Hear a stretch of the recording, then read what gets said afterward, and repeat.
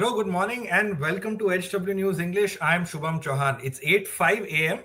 and it's the big day, the counting day for the state of Maharashtra and Jharkhand. There's a lot at stake today, a lot of excitement, a lot of build-up to the 23rd of November. The entire country is sort of looking forward to what's in store for the state of Maharashtra and the state of Jharkhand.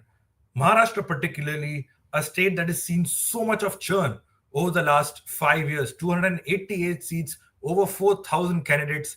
Their fate will be sealed today by about 9.5 crore voters in the state of Maharashtra. A day where legacies could be made, you could have new stars emerging. Some parties could really be facing an existential crisis depending on which way the results go. You will see a lot of tears, happiness, gulal, jalebis. In fact, there's in some of the visual that we're getting in early in the morning is that jalebis have already been started prepared at the BJP headquarters in New Delhi. So a lot is in store, a lot of numbers, a lot of data, and a lot of reactions and what really happens post the 23rd of November, almost like a new chapter in the history, in the political history of the state of Maharashtra. So we are here, like we promised. Team HW is here to bring you up to speed with all the results. On the screen, you can see at the bottom of the screen is the state of Maharashtra, Mahayuti, MVA, MNS, and others. In fact, the first leads have already started trickling in with the MVA first lead. And on the left side of your screen, you can see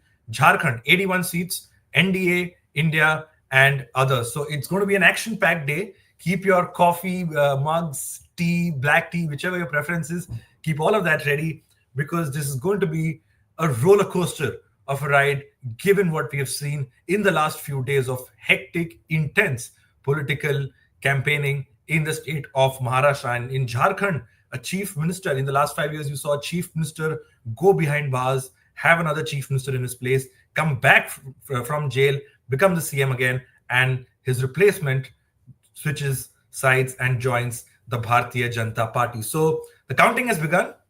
The most awaited results of this sort of the last batch of assembly elections. This is the last two assembly elections for the year of 2024. And it promises to be an exciting ride going forward. So we are here to, like I said, get you all the action, all the latest updates here on HW News English. We'll have my team joining us. Sujit Nair, our managing editor, he will be joining us shortly. Counting has already begun, and postal ballots is what we are given to understand. Postal ballots, the first set of counting has begun with the postal ballots. In Jharkhand, you're seeing three leads for one to the India Alliance, which is JMM plus Congress. In Maharashtra, it's even Stevens. But very, very early trends. It's just been minutes since the first leads came out. But let me take you through some data. First is, of course, the voting turnout, the voter turnout in the state of Maharashtra, a state like no other in terms of the political dynamics. And it was widely anticipated as to how much the voter turnout. What about the big cities like Mumbai, Pune, Nashik, Nagpur? What about rural areas? What about the men versus women divide in terms of voter turnout? And we'll play those numbers on the screen for you in terms of the final voter turnout that Maharashtra saw on the 20th of November. Almost a record-breaking turnout. There you see on the screen, 2024, 66.05%. The highest in the state of Maharashtra in 30 years. In 3 decades, this was the highest voting that Maharashtra saw. In 2019, it was 61.5%. So a 5 percentage point increase in terms of the voter turnout that you saw in the state of Maharashtra. The highest was in Karveer constituency in Kolhapur district. 84.96% was the highest turnout, followed by Gadchiroli. And then the lowest was in Kolaba in South Mumbai. A really disappointing figure there, a dismal figure at 44.44%. This is one of the most plush areas of Mumbai. A lot of high-profile industrialists, celebrities all reside here. And notoriously enough, 44%, the lowest in all 36 districts of Maharashtra, is what Kolaba, in fact, the constituency of Kolaba saw. There you see these are the ECI figures that were updated as well after polling ended on the 20th of November.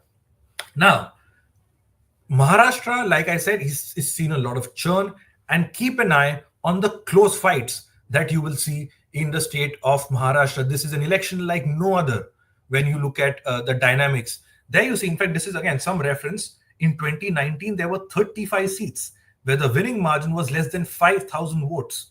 This includes 12 constituencies where the margin was less than the votes for Nota. Now, out of these seats, 13 were won by the BJP, 9 by the NCP, which was undivided at the time, 4 each for the Congress and the Shiv Sena, 2 was the Bahujan Vikas Aghadi of Bhai Thakur in Vasai Virar, 1 of AIMIM and Samajwadi Party each. Now expect that number to go up because, like I said, this is an election like no other that Maharashtra has seen. 6 main parties are in the fray. 6 political parties, 3 on each side. One is the Mahayuti and the other is the Mahavikas Aghadi. Then add to that a third front of smaller parties like that of Bachchu Kadu, the Prahara Janshakti Party. Then add to then that is one sort of small third front that is that could possibly play a part. Then there's MNS, the much talked about Maharashtra Navnirman Sena of Raj Thackeray, a party that started out with so much of promise, winning 13 seats in their very first assembly election, and now in the last 2 assembly elections almost facing like an existential crisis. This time around, they have not decided to go, unlike in the 2024 Lok Sabha, they have not decided to go with either alliance. They are contesting independently, and that will be a factor to watch out for, particularly in the Mumbai-Thane belt. How much damage does MNS do to candidates of the Mahavikas Aghadi and Mahayuti? Because there are a lot of constituencies, and we'll get you numbers through the day in terms of where these close fights are. Say a Dadar Mahim seat, for instance, where you're seeing a 3-way fight between Amit Thackeray, who's making his debut, the son of Raj Thackeray. Then you have Sada Sarvankar, the sitting MLA of Shiv Sena, of Eknath Shinde, and then there is Mahesh Sawant of Shiv Sena, Uddhav Balasaheb Thackeray. A 3-way fight, a tough contest. In fact, there it is the MNS factor. They're contesting 125 out of 288 seats in Maharashtra, including 25 out of 36 in Mumbai. Some of the key candidates to watch out for include Raju Patil, who was their only MLA in 2019 from Kalyan Rural. Sandeep Deshpande in Worli, he's locked in a battle with Aditya Thackeray and Milind Deora of the two Senas. Avinash Jadhav in Thane City. Amit Thackeray in Mahim. Bala Nangaonkar in Sivri. Now, it is expected that they will eat into both the MVA and the Mahayuti's votes. That is what a lot of analysts are saying, especially in the Marathi-dominated belts, where you could see a tough fight. And it will be those small margins, the margins we just showed you, it will be those small margins that will decide which way this thriller of an election in the state of Maharashtra will turn. 8 Mahayuti, 5 Mahavikas Aghadi, that is where the initial leads are the postal ballots. That what we are given to understand is the postal ballots are being counted first. So be prepared for a lot of fluctuation, at least for the first 4 to 5 hours. Once postal ballots are counted, some of the initial rounds of EVM counting begins, depending on how fast or how slow the results come out. And if it's a close contest, mind you, we are in for a humdinger of an election in Maharashtra. Meanwhile, also keep an eye on the state of Jharkhand in terms of what result it throws up, whether Hemant Soren gets the sympathy vote that has been talked about. The sitting chief minister of the state, where does that factor? What about the BJP? Can the BJP make inroads into a state like Jharkhand? It's a tribal state. Will be able to make inroads in a state like Jharkhand, like it did, say, in a state like Odisha, where they brought Naveen Patnaik's domination in the state for all these decades to an end. So a lot of talking points. Our objective, like we showed you, if you look around all channels, you'll see graphics coming in from all sides, like we showed you during the exit polls, which I will come to in a second.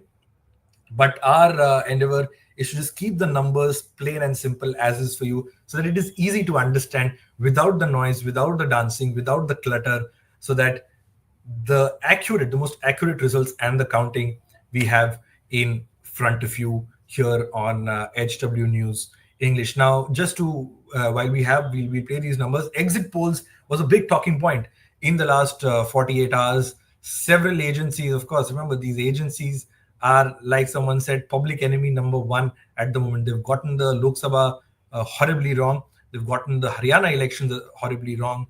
And now a really tough position for not just pollsters, for anyone you ask who likes politics, who follows politics. This is one of those elections that is absolutely too close to call, especially when you visit on ground, which we did thanks to your support. We interacted with voters, and that was the sense that we were largely getting, that do not rule out any possibility in any sort of fashion, because Maharashtra is not just about 288 seats, or not just about the fact who becomes the chief minister. What matters is which way, not just the regions, the seats in each seat, each of the 288 seat, which way it goes, and be it independence and the kind of churn that we have seen. And if it comes to a close contest, like a lot of people are predicting, then if you're a resort owner watching it, especially in Mumbai, be ready for a lot of action if things go that way, because there are fears already of poaching in case of a hung assembly that we see in the state of Maharashtra. Remember the 2019 mandate, one of the turning points in this state. That mandate was originally for the BJP and the Shiv Sena. What you saw after that was anything but what the original mandate was. Uddhav Thackeray jumped ship and joined the Congress and the NCP. The Mahavikas Aghadi came into being. 2.5 years of Uddhav Thackeray, a larger chunk of that was a majority of that was in the COVID period. Then in 2022, the big switch, Eknath Shinde, the strong man from Thane, who was once upon a time an unknown entity. If you looked at the state of Maharashtra, someone who dominated that belt of Thane, some parts of Mumbai and Palghar. That Navi Thane, Navi Mumbai, Palghar was once just restricted to that. Took 40 MLAs of a party called the Shiv Sena. The whole drama that we saw from Surat, Guwahati, Goa, back to Mumbai, and he becomes the chief minister of Maharashtra. And a year later, they have the BJP and the Shiv Sena has a third partner, and that is from the NCP. The Sharad Pawar, the party of Sharad Pawar is broken with his nephew going and parting ways and being the deputy chief minister in the Mahayuti government. So will we see that thing or another churn play out?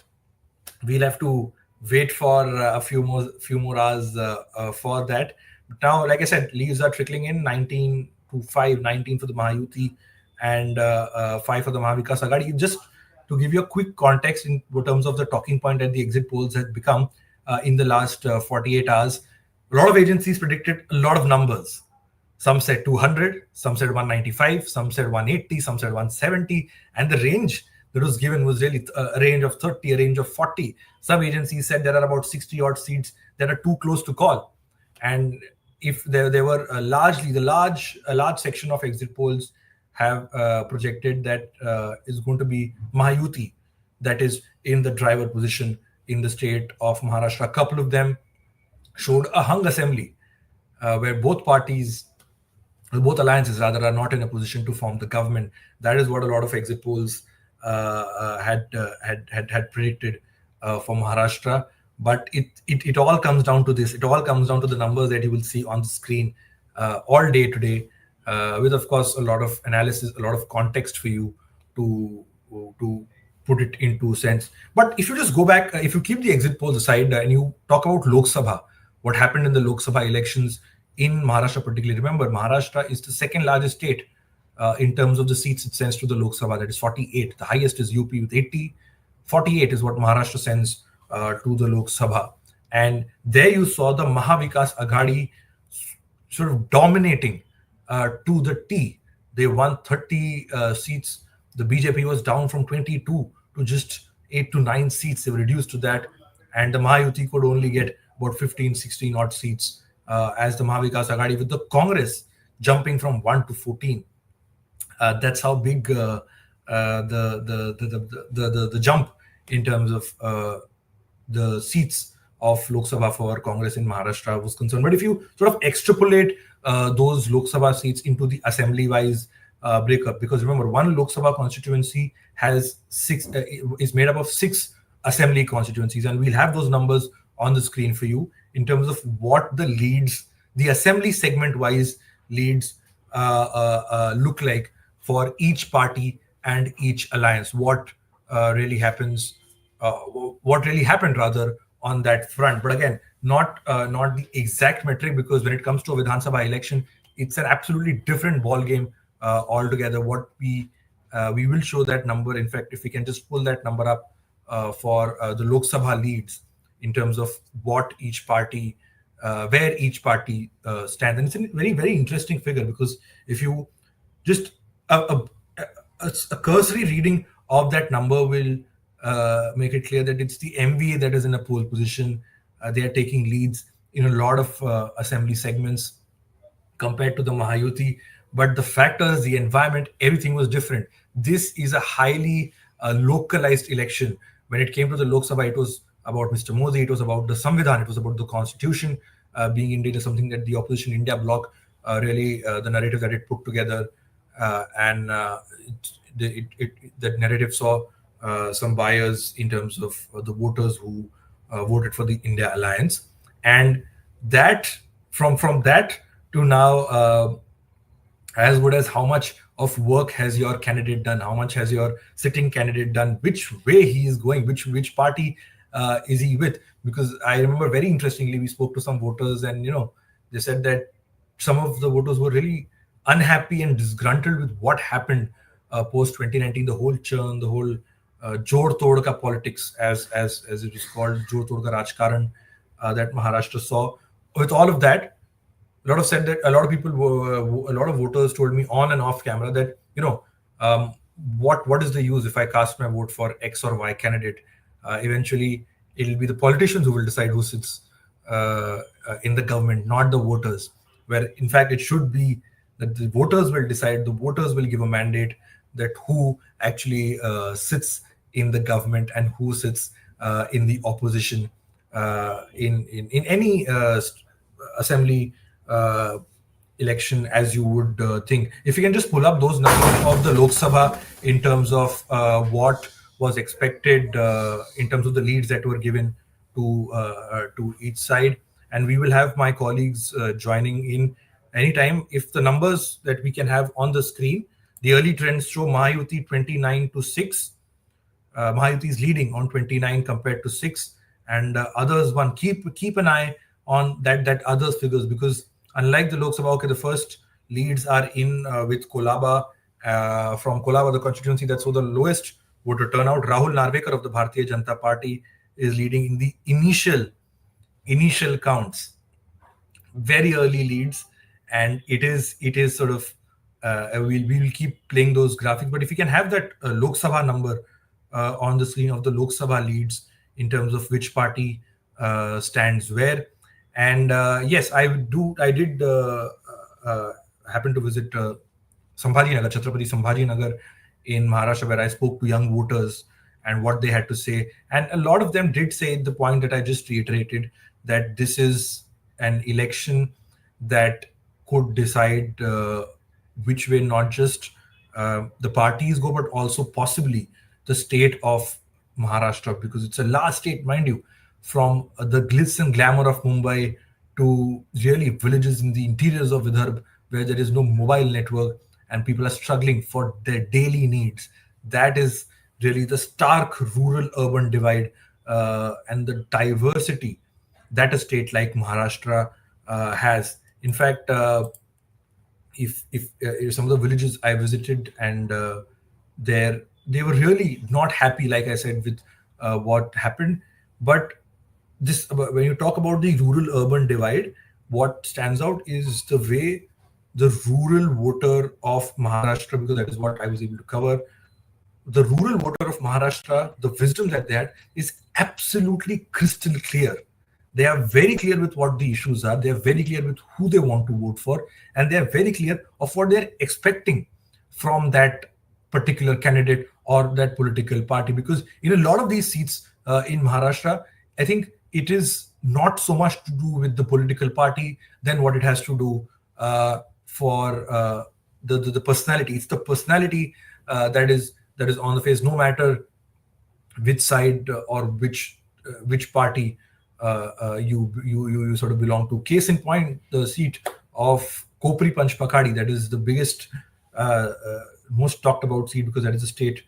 That is a seat rather where Chief Minister Eknath Shinde is contesting again. That's a seat that he contested when it was the undivided Shiv Sena. He's now contesting as well. And when you speak to voters in Thane, that is the sentiment that we will vote for Bhai, as he's fondly called there. And the whole a point of which is the real Shiv Sena, or will you vote for the Shiv Sena or not. It doesn't exist. It is exactly to do with to do with the fact that it is Eknath Shinde who is on the ticket, and that is something that will be interesting to watch out for. In fact, just listening to what Eknath Shinde had to say on voting day. This was just after he cast his vote. This was Chief Minister Eknath Shinde on the 20th of November. आज बहुत ही लोकशाही का एक पवित्र दिन है, ये उत्सव है। ये लोकशाही को समृद्ध और मजबूत करने वाला उत्सव है। इसमें सभी ने मिलकर इस उत्सव में सहभागी होना चाहिए, सभी ने वोट करना चाहिए, क्योंकि ये महाराष्ट्र को शक्तिशाली बनाएगा, देश की अर्थव्यवस्था को मजबूत बनाएगा। इसलिए आज का दिन बहुत ही महत्वपूर्ण है। ये मतदान सभी लोग करें और हमारी लोकशाही समृद्ध करें, प्रगल्भ करें, मजबूत करें। और पिछले 5 साल का कारोबार लोगों ने देखा है। 2019 में क्या हुआ था वो लोग आज भूले नहीं है। लोगों का मैंडेट क्या था, और लोगों का मैंडेट था महायुति, जनता का मैंडेट था महायुति, लेकिन सरकार महायुति की नहीं बनी। इसलिए वो लोगों के ध्यान में है पूरी तरह। और 2.5 साल का कार्यकाल भी देखा उन्होंने, और हमारे 2.5 साल का भी देखा है। और इसलिए हमारे 2.5 साल में एक तरफ विकास, जो विकास को रोका था हमने उसको शुरू किया। जो कल्याणकारी योजना है, जैसे लाडली बहन, लाडला भाई, लाडला किसान, कई योजनाएं मैं अभी सब में खुलकर बताना नहीं चाहता, लेकिन विकास और कल्याणकारी योजनाएं जो शुरू की है, इसका प्रतिबिंब जो है इस चुनाव में दिखेगा। महिलाओं को बड़े पैमाने पे लाडली बहनों का और लाडले भाइयों का मतदान होगा। और मैं सभी से गुजारिश करता हूँ, लोकशाही में वोटिंग होना चाहिए, ये हमारा अधिकार है, हमारी जिम्मेदारी है, वो हमने बखूबी निभानी चाहिए। और इसलिए सभी वोट करें। और मुझे विश्वास है 2.5 साल में जो महायुति ने काम किया है, जो कल्याणकारी योजनाएं, जो विकास, उसके बलबूते पे आने वाली सरकार जो है मजबूत पंपिंग मेजोरिटी की, ये महायुति की होगी। So that was Chief Minister Eknath Shinde. This was early in the morning when he came out to cast his vote, and he urged people. He also talked about the fact that people haven't forgotten what happened in 2019, referring to what Uddhav Thackeray did, where the alliance with the BJP fell through, rather broke once again, and he jumped ship and joined the Congress and the Bharatiya Janata Party. Now, in fact, from Jharkhand, whatever the leads that I can see on the screen, and we'll play those graphics for you as well, Kalpana Soren and Hemant Soren both are sort of leading in the initial leads that are coming in from their respective constituencies. 39-7 is what Maharashtra looks like currently. Very early leads. It's 8:28 a.m. Like I said, this counting just began about 25 minutes back, and it's a lot of these numbers will keep going up and down depending on the margin. Because remember, the more players in a particular constituency, the tighter the contest becomes. That is something I think.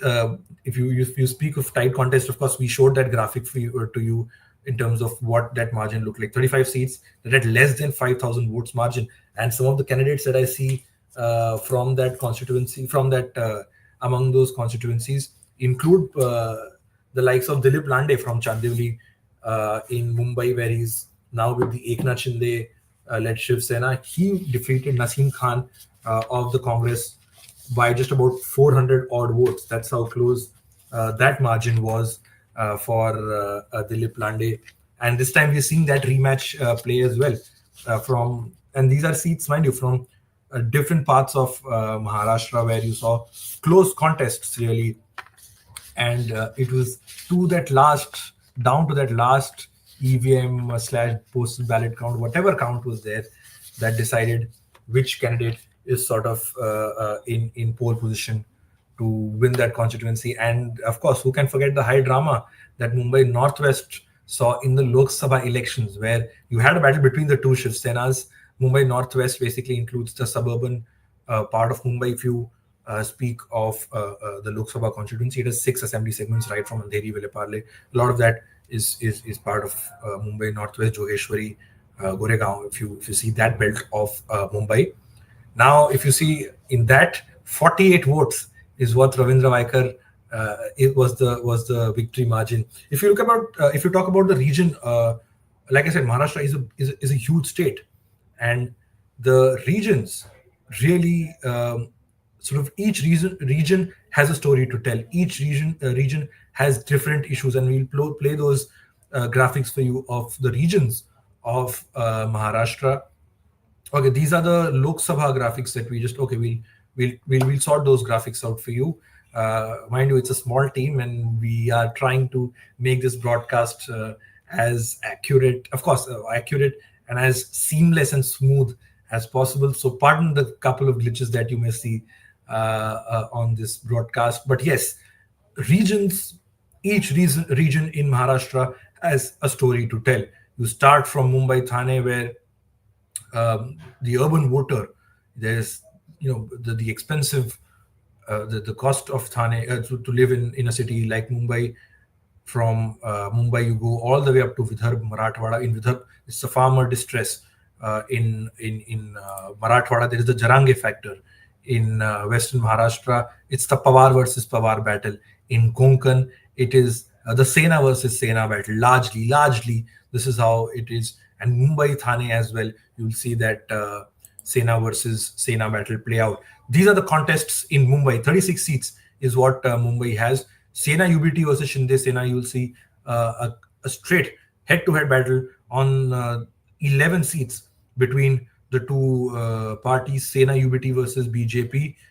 We will see a contest between them on 9 seats. The BJP versus Congress on 8. Remember, BJP too is a player in a city like Mumbai, particularly among in the Gujarati-dominated constituencies of Mumbai, where they have an edge. People have been voting for them, coming out in large numbers and sort of voting for the Bharatiya Janata Party. BJP versus NCP, we are seeing on 2 seats. Shinde Sena versus Congress on 2.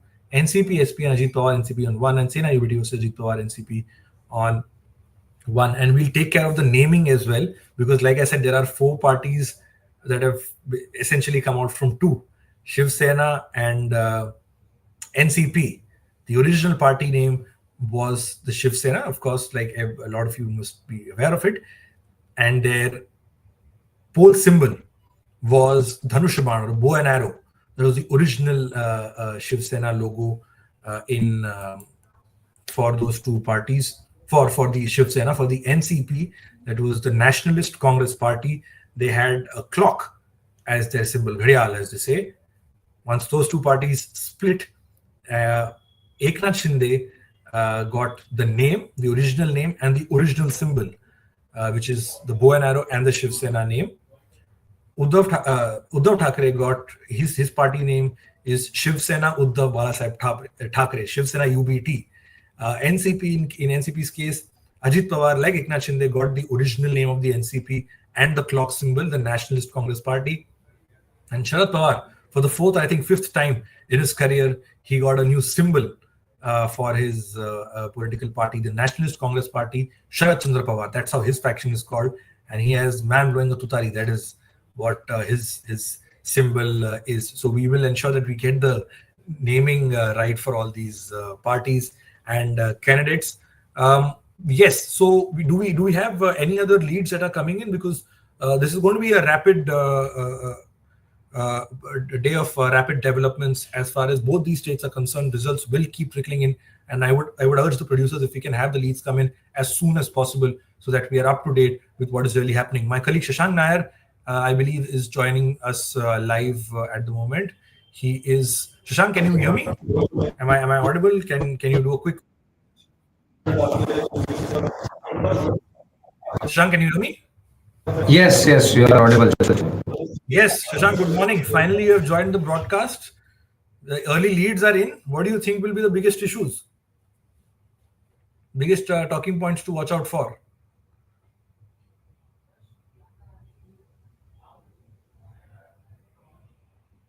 Okay, Shashank, are you there? Yeah. The talk of the town, that is the largely. Okay, I believe there's some audio disturbance. Shashank, we'll get your internet and the audio sorted.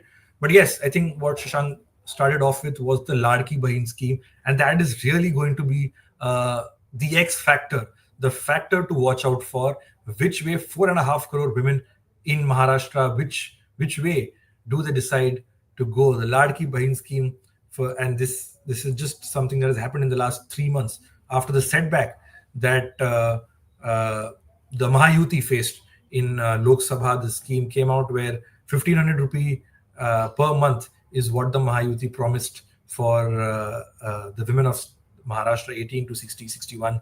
That was the age bracket that was eligible for 1,500 rupees a month. And that really picked up and became the talk of the town for the elections in Maharashtra, because 2.5 crore, the government of Maharashtra claimed that 2.5 crore women have received the money from the Ladli Bahina Yojana, Ladki Bahin Yojana as they call it here. It's almost identical to the Ladli Bahina scheme in neighboring Madhya Pradesh that is said to have helped Shivraj Chauhan come back to power in Madhya Pradesh and the Bharatiya Janata Party as well.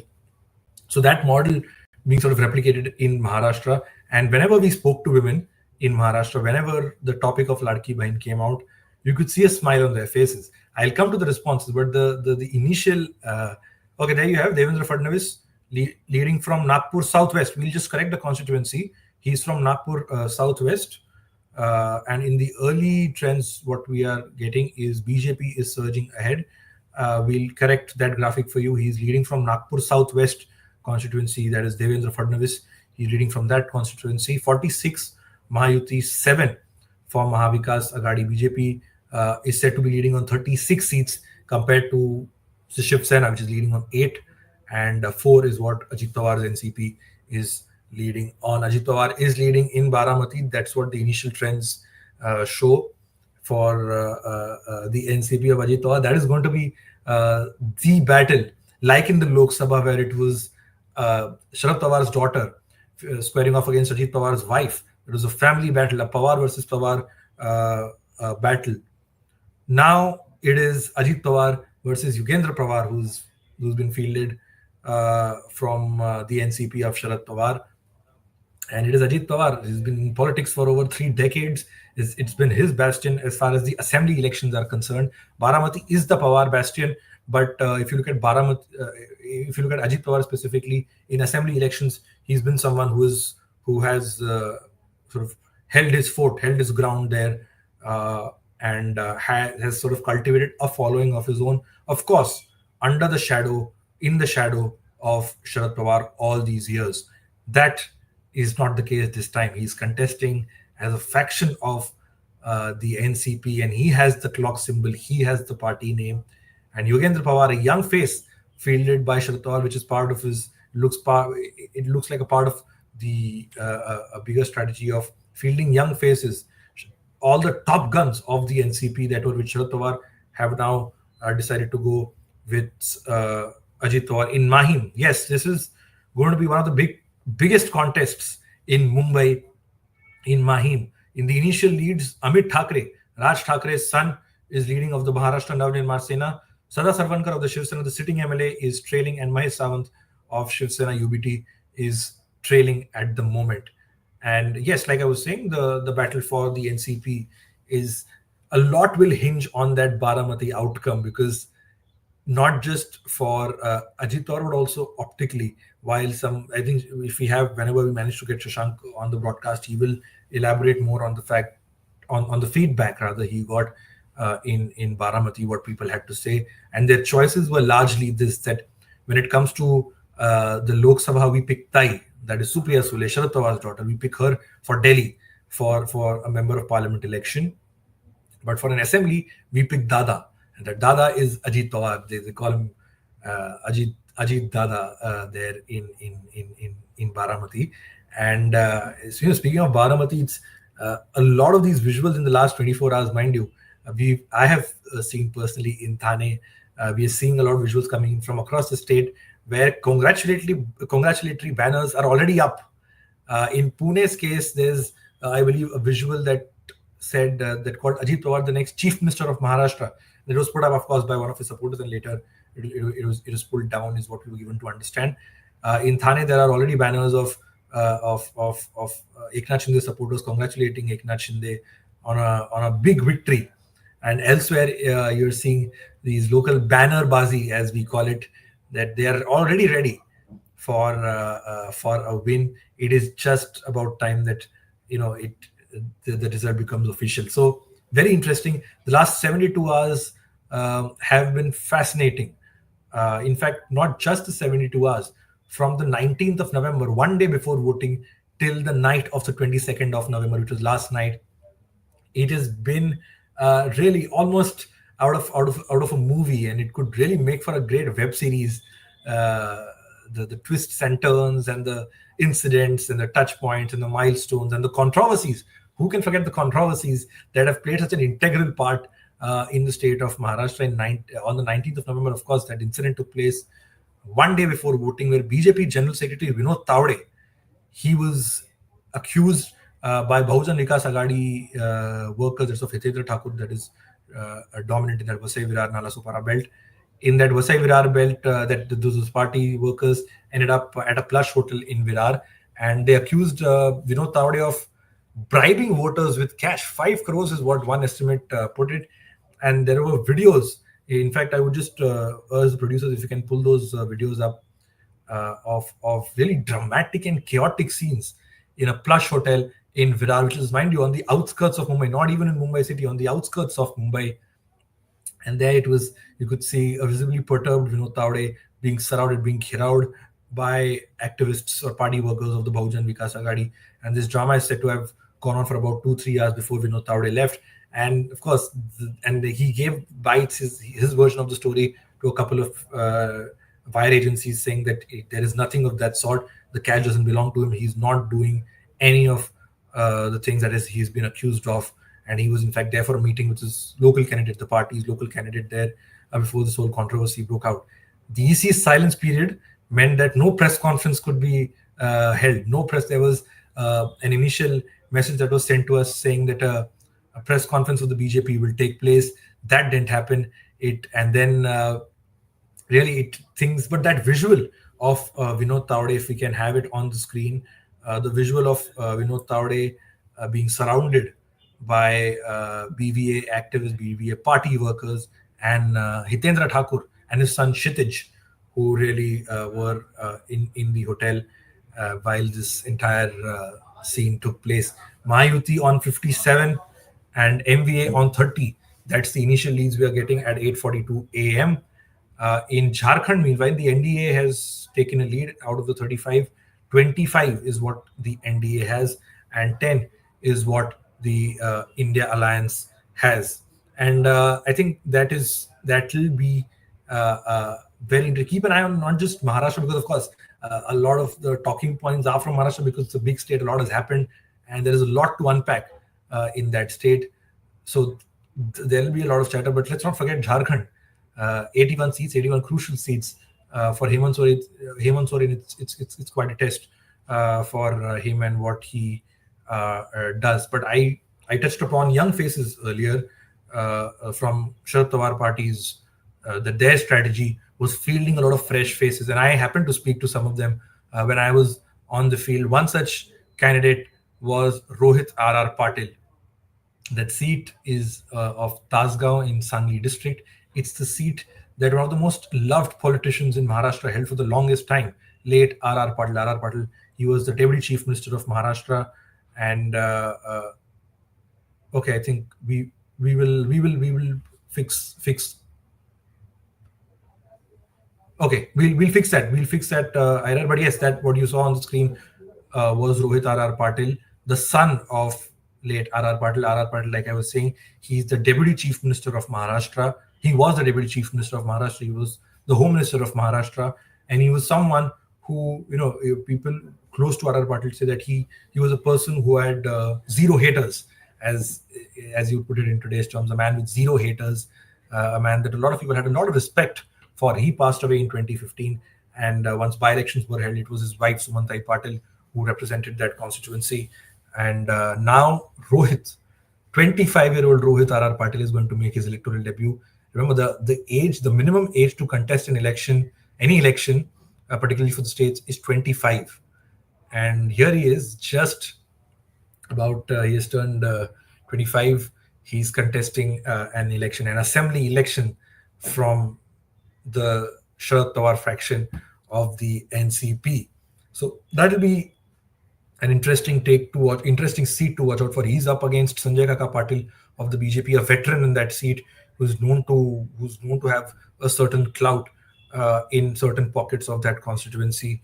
So that will be one of the interesting battles to watch out for. I think we have Shashank Nair with us back again. Shashank, if we have you, can you hear me right now? Yeah, Can you do a quick absolutely. audio? Absolutely. Okay, Sure. finally, You're audible. Shashank is back. Good morning, Shashank. A lot Good of morning, people, a Shiv. lot of your fans were waiting for you. When will Shashank Nair join? When will we have him on the screen? And what does he have to say on Maharashtra and particularly the Nationalist Congress Party? So here you are, 59 to 41 MVA Mahayuti. What is it? What are you seeing in NCP versus NCP fights? What are the numbers that you are picking up at the moment, Shashank? Apologies for the delay, first of all, Shubham. As of now, whatever the number looks like, I think it is not a good picture for the MVA, but we have seen this similar situation in Haryana, and things had changed around afternoon. So 59 is Mahayuti at the moment, 41 is Mahavikas Agadi, and Nana Patole, the Congress Maharashtra unit chief, is currently trailing from the Sakoli seat. So at the moment, the picture, and even in Jharkhand, NDA is at 25 and India is at 10.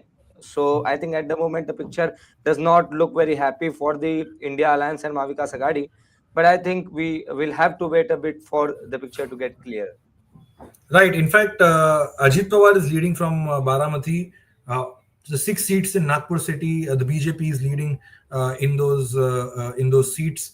Ashish Shelar of the Bharatiya Janata Party is leading in Bandra West. He's the sitting MLA from that, and that will be Nana Patole is trailing. Like yes, like Shashank pointed out, Nana Patole, the state Congress chief, he's trailing at the moment, very early leads, and the numbers that you're seeing on the screen, look at that changing very quickly, because that's how it's going to be for the rest of the day. 54 to 56. Shashank, before you were disconnected, you were talking about the Ladki Bahin. Tell us what you saw about Ladki Bahin on ground. Shubham, I think a lot of mixed reactions is what I saw. In some areas, definitely one thing is very clear that the scheme has reached.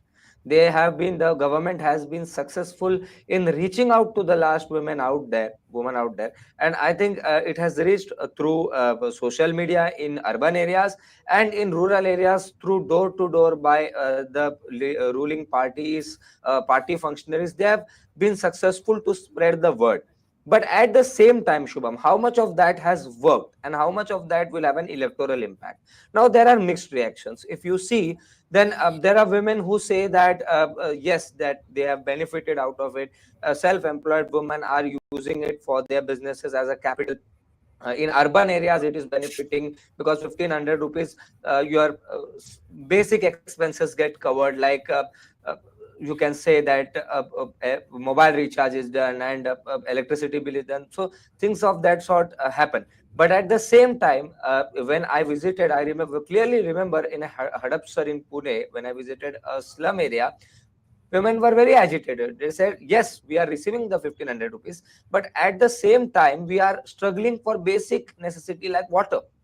So now inflation is an agenda in every election, be it state election or Lok Sabha election. But this time around, what I saw, they are Ladki blaming the बहन rising योजना का कुछ prices and फर्क पड़ा है क्या? हाँ पढ़े हैं this was the bite that I was talking about. So Yeah, if we yeah. can play We'll that, we'll that we'll, will we'll yeah we'll play those visuals on mute, Shashank. Go on, go on. Yeah. So that is what I was saying, that they were blaming the milk prices, the oil prices, whatever is rising. They're blaming the Ladki Bahin Yojana for that, and they're saying you're giving from one hand and taking from the other. So women are very smart, especially in rural areas. They really come to know that just before the elections, this scheme has come across. If we speak about the credit, even you know, Shubham, that there's been a lot of tug of war regarding the credit, because it is a BJP scheme that they tried out in Madhya Pradesh, which really worked out. And later on, the Shinde Sena calls it as Mukhyamantri Majhi Ladki Bahin Yojana, and the NCP Ajit Pawar calls it just the Ladki Bahin Yojana. So for the credit, there's been a tug of war. But in my opinion, what I have seen, it is Eknath Shinde who's benefited the most from this scheme, because women think that bhai ne paise diye, and it is coming under CM's name. Although Ajit Pawar is the finance minister, he tabled the bill. The Women and Child Development Ministry comes under him, but still I would say Eknath Shinde has got most of the credit of the Ladki Bahin Yojana. How much of that will work electorally? I think around 2:30 p.m. we will come to know about that. 6%, Right. 6 to 7%. I think voter turnout, women Yeah. voter turnout is more than that in Yeah. 2019. Yeah. Yeah, Yeah. Hmm. yeah. Arbaz Khan is saying in the comments, was trying to find your channel's live stream on YouTube. I couldn't. Then I got notification because of the subscription. Arbaz, we're not sure. I think it could possibly be something from YouTube. In Worli, the high-profile contest, Aditya Thackeray, sitting MLA from Worli, he's leading at the moment from against Milind Deora of the Shiv Sena. And I'll just once again reiterate for the production team, if we can just sort of get our visuals and everything in sync, so that the live stream is as seamless as we can make it for our viewers. So that is how we will try and make it. I think we have we have Sujit Nair with us. Okay, Sujit, can you hear me? I can hear you. Okay. Good morning, Sujit. You're here finally, and 87 to 56. That's how the picture looks like at the moment. I asked you on exit polls, what is the one thing you're looking forward to? You said results. Now, if I ask you the one factor that you are looking forward to, what will that be?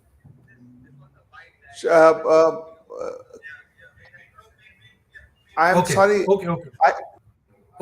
I think we'll fix that. I'll request the team to fix that those small internet glitches. I'll take some of the audience comments till that time. Arbaz, yes, like I said, it could be possibly something from YouTube's end, because we had already set the live stream, and like you said, you got it because of subscription. First of all, thank you so much for tuning in, and if you're still watching it, do share it with others so that we can reach out to as many people as possible.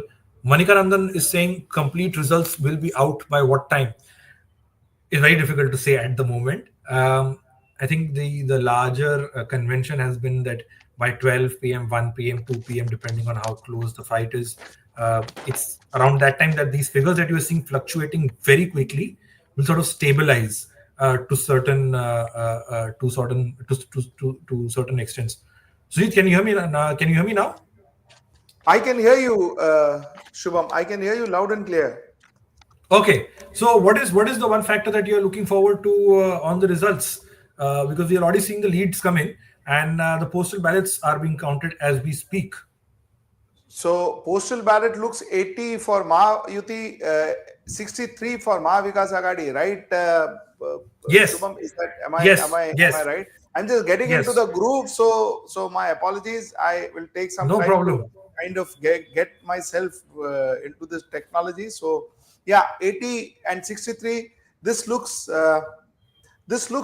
This looks like a battle that we all envisaged it to be a tough battle. Unlike what a lot of other pollsters and lot of exit polls and opinion polls said, this is looking like a tough battle. 83 and MBA 59 now. But these figures could change as we approach 12 o'clock. We've seen this before. We have seen this many a times. So as we approach 12 o'clock, I think we will be able to kind of get a better picture. So yeah. I think only 154 out of the 288 leads are in. So a lot of ground to cover, a lot of fluctuations in the numbers still going to happen.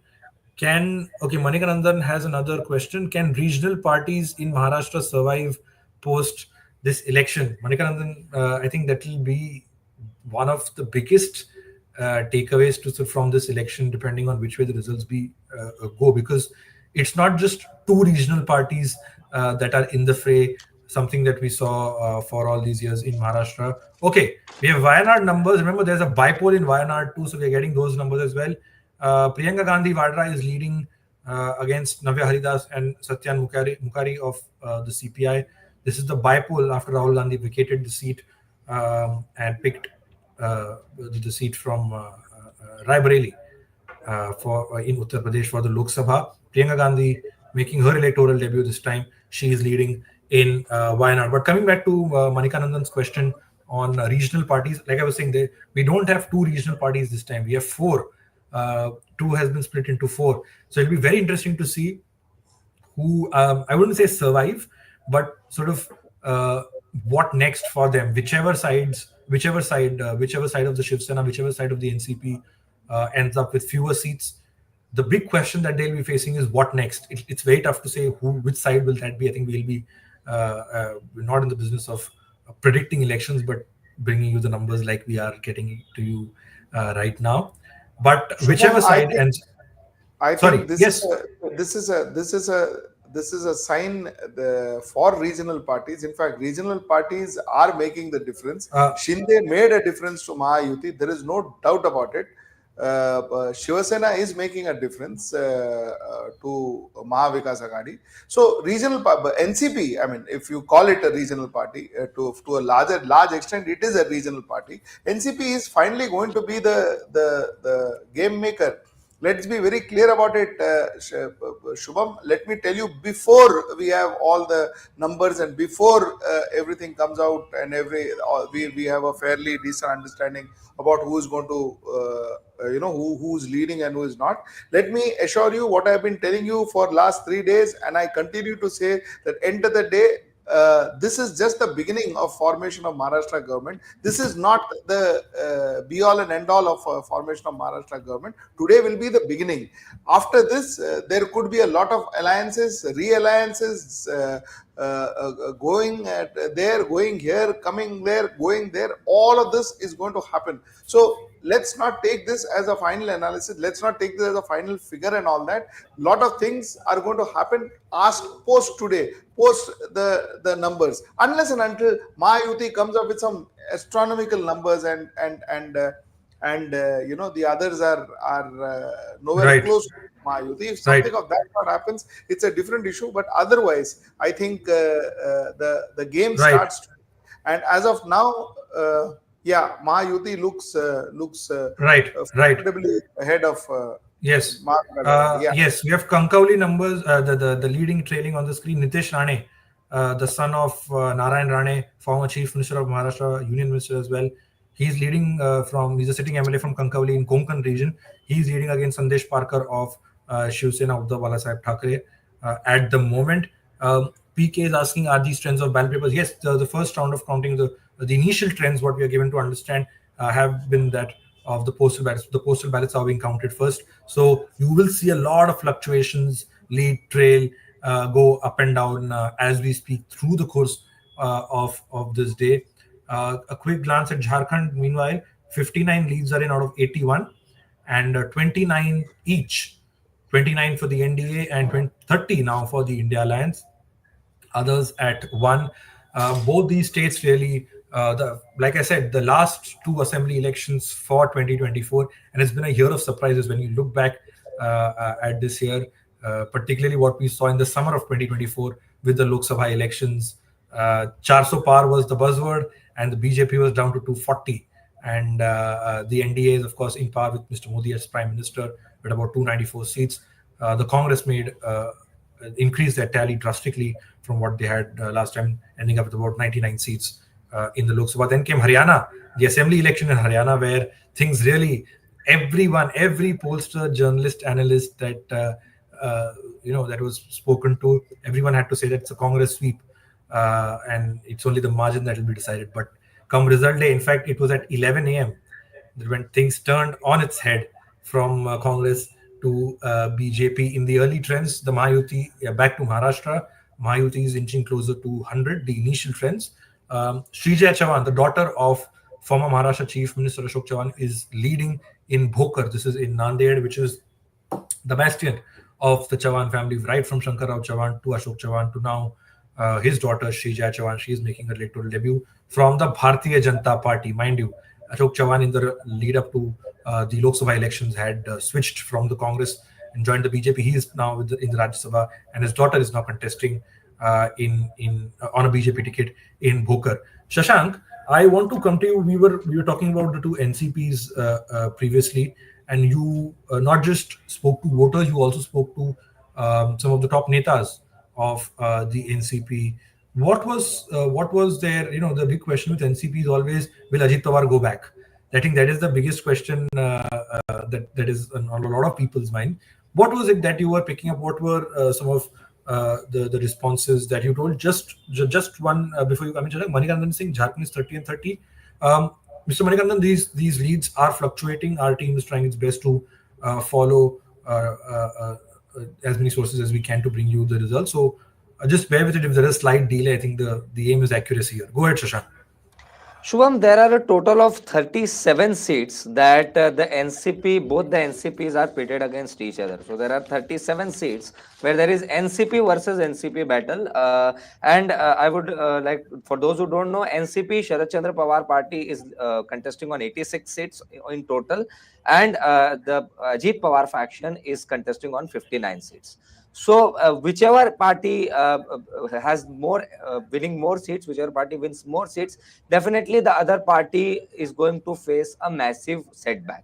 Now coming to your question, Shubham, definitely the cadre as well as the MLAs and MPs of both the of starting from Ajit Pawar NCP, they definitely are still confused as to what the plan is. Not even the top leadership, the MLA, MP level leaders don't know whether there could be a merger of the NCP or they are still going to continue with the BJP and the NDA, because ideologically the NCP is very different. And if you see in comparison to the Lok Sabha, in Vidhan Sabha, Ajit Pawar has been very cautious. He has understood that the statements by Bharatiya Janata Party leaders, especially the likes of Nitesh Rane, it has damaged a lot of NCP's prospects. So I think that is one of the reason he has been constantly condemning the statements made by communal statements made by BJP leaders. Now let me also tell you, Shubham, that NCP also, if you speak about CM Yogi Adityanath's statement that batenge to katenge rhetoric, that also was condemned by Ajit Pawar. Say we do not support this statement. We are of the ideology of Shahu Phule Ambedkar. So NCP, I think after this results, many things would be clear as to what their path is going to be. One very interesting conversation I remember with Nawab Malik, the leader whose candidature was opposed by the Bharatiya Janata Party as well as Eknath Shinde's Shiv Sena. He had openly said on record that Ajit Pawar will be the kingmaker and he will be the Chandrababu Naidu of Maharashtra. And he's open to going anyways, going back to Sharad Pawar as well or the MVA if the alliance needs them, and he will be the kingmaker. So that is very interesting. So in fact, there are some more leads. We'll play those graphics for you as well. Some more leads coming in. Jitendra Awad is leading from Kalwa Mumra constituency.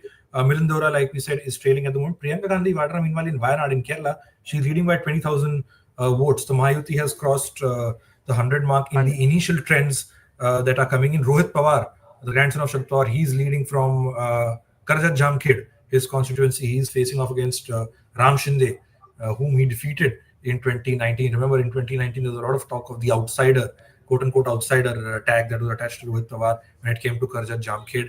But he ended up being the giant killer, defeating Ram Shinde. A young face, again, another young face from Sharad Pawar's party, ensuring that a big gun is defeated. And that was something that we saw in 2019 in Karjat Jamkhed constituency of Maharashtra. This time he is leading currently from the Karjat Jamkhed constituency. Sujit, I think the one big takeaway when you look at the list of Sharad Pawar's party was that a lot of young faces were fielded, right from Yugendra Pawar to Rohit R.R. Patil to Rohit Pawar. These, because all the second rung leaders were with Ajit Pawar, Sharad Pawar decided to go, and he's been saying this in his speeches as well, that give a chance to youngsters. This time you've so far for all these years you've elected the veterans, give a chance to the youngsters. How do you see this strategy of Sharad Pawar, where he has picked seats where he knows he thinks he stands a very strong chance, and he's fielded young faces in an election where you will of course see the satraps playing a huge part? I don't see this as a strategy and all of that, Shubham. We are giving it too much of focus, because end of the day, Sharad Pawar was left with no leaders.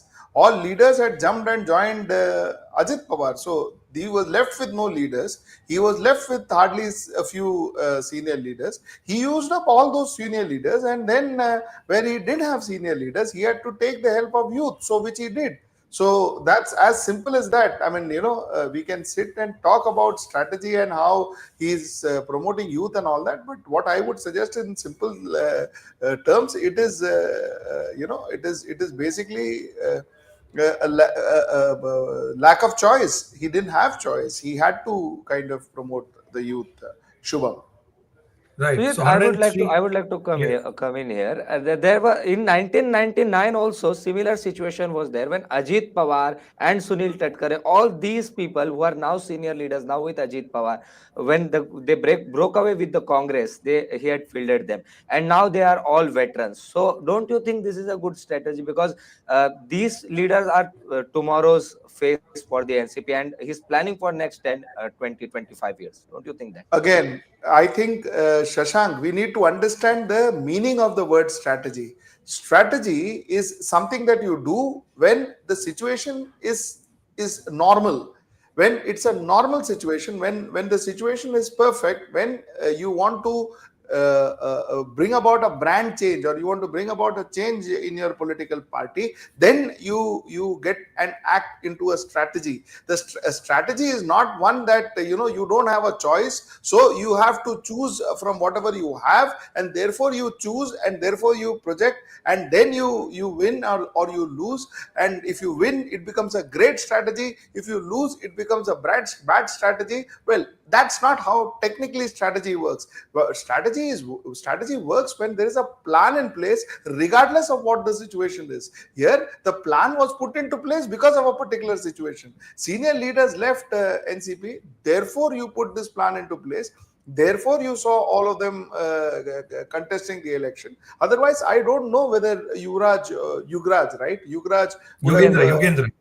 Yugendra, I'm sorry, Yugendra Pawar would have contested elections. I have my doubts whether he would have contested the elections. So the fact remains that this is, other than calling it strategy, I think let us call it circumstances, or whatever. I will not call it opportunity. Yeah, let us stick to the word circumstances. Circumstances forced Sharad Pawar to get right.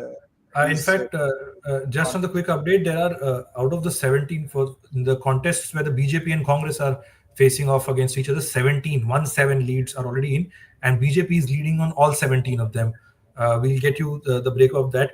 Mahayuti is at 112 to MVA at at 84. We have some other numbers on the screen as well from different parts. Shrija Chavan is trailing at the moment in Bhokar. Like I said, these numbers will keep changing very rapidly because as of course counting progresses, once postal ballots are done, then the EVMs will be opened up, and then these numbers will begin. In Baramati, Ajit Pawar is leading against Yugendra Pawar, the battle of the two NCPs. CM Eknath Shinde is leading from Kopri Panchpakadi, his constituency, and so is Deputy Chief Minister Devendra Fadnavis from Nagpur Southwest. You go to Mumra Kalwa, the Jitendra Awad, he is leading against Najib Mullah of the NCP of Ajit Pawar, and against Jitendra Awad is leading of NCP SCP against Najib Mullah. So another battle between the two NCPs there. Najib Mullah is the sitting MLA. Sorry, my apologies. Jitendra Awad is the sitting MLA from that constituency.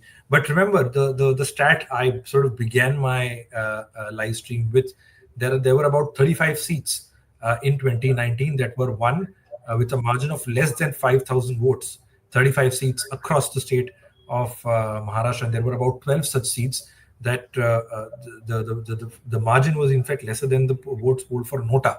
So keep an eye on those close contests, and we will do that for you. We will try and also get a party-wise breakup for the Mahayuti as well as the Mahavikas Aghadi, the numbers that I am seeing on my screen, and we will load that up here as well. As BJP is leading in 77 seats at the moment. The Shiv Sena of Eknath Shinde at 26, NCP Ajit Pawar at 12, Shiv Sena UBT at 24, NCP of Sharad Pawar at 39, and the Congress at 24. That is the initial what the initial leads are suggesting in the state of Maharashtra. 206 out of 288 leads are in, and if we can get any more sort of graphics for that, 206 out of 288.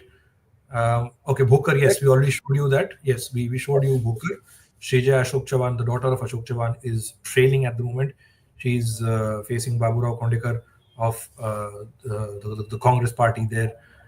And he's, in fact, a lot of cadre in the Congress, because I happened to visit Bhokar, and I roamed around in the rural parts of that constituency. And a lot of these villages where in the Lok Sabha there was a lot of anger against Ashok Chavan more so, but also against the fact that the Maratha quota issue is really playing a big factor there in terms of what the voter was thinking on ground. This time around, among the young voters in Bhokar, what I could pick up was the fact that the young voters really saw Manoj Arange Patil as an idol from the community. A tall person who's really emerged from the grassroots, and here he is against leading the Maratha community, the face of the Maratha agitation. And Ashok Chavan, being a Maratha himself, a lot of young voters, especially some of them were first-time voters, they were also not happy with the fact that Ashok Chavan hasn't taken a clear-cut stance on the reservation issue for Marathas in recent months, especially since the quota agitation of Manoj Arange Patil began in 2023. That is what it was. But when you spoke to the older voters, someone who those who have seen Shankar Rao Chavan come in their constituency, speak to them one-on-one, because you roam around Bhokar, that's the one thing that you see in the entire constituency, even in Nanded for that matter, that everyone, especially the old voter there in Nagpur Southwest, yes, we've corrected that. Praful Gurdev Patil, he's of the Congress, he's trailing against Deputy Chief Minister Devendra Fadnavis. Southwest is where Devendra Fadnavis is contesting for another term. He used to contest from Nagpur West previously. And here he is in Nagpur Southwest in 2024. This is a rematch, by the way, from 2014 between Praful Gurdev Patil and Devendra Fadnavis in 2014. Of course, Devendra Fadnavis came up trumps.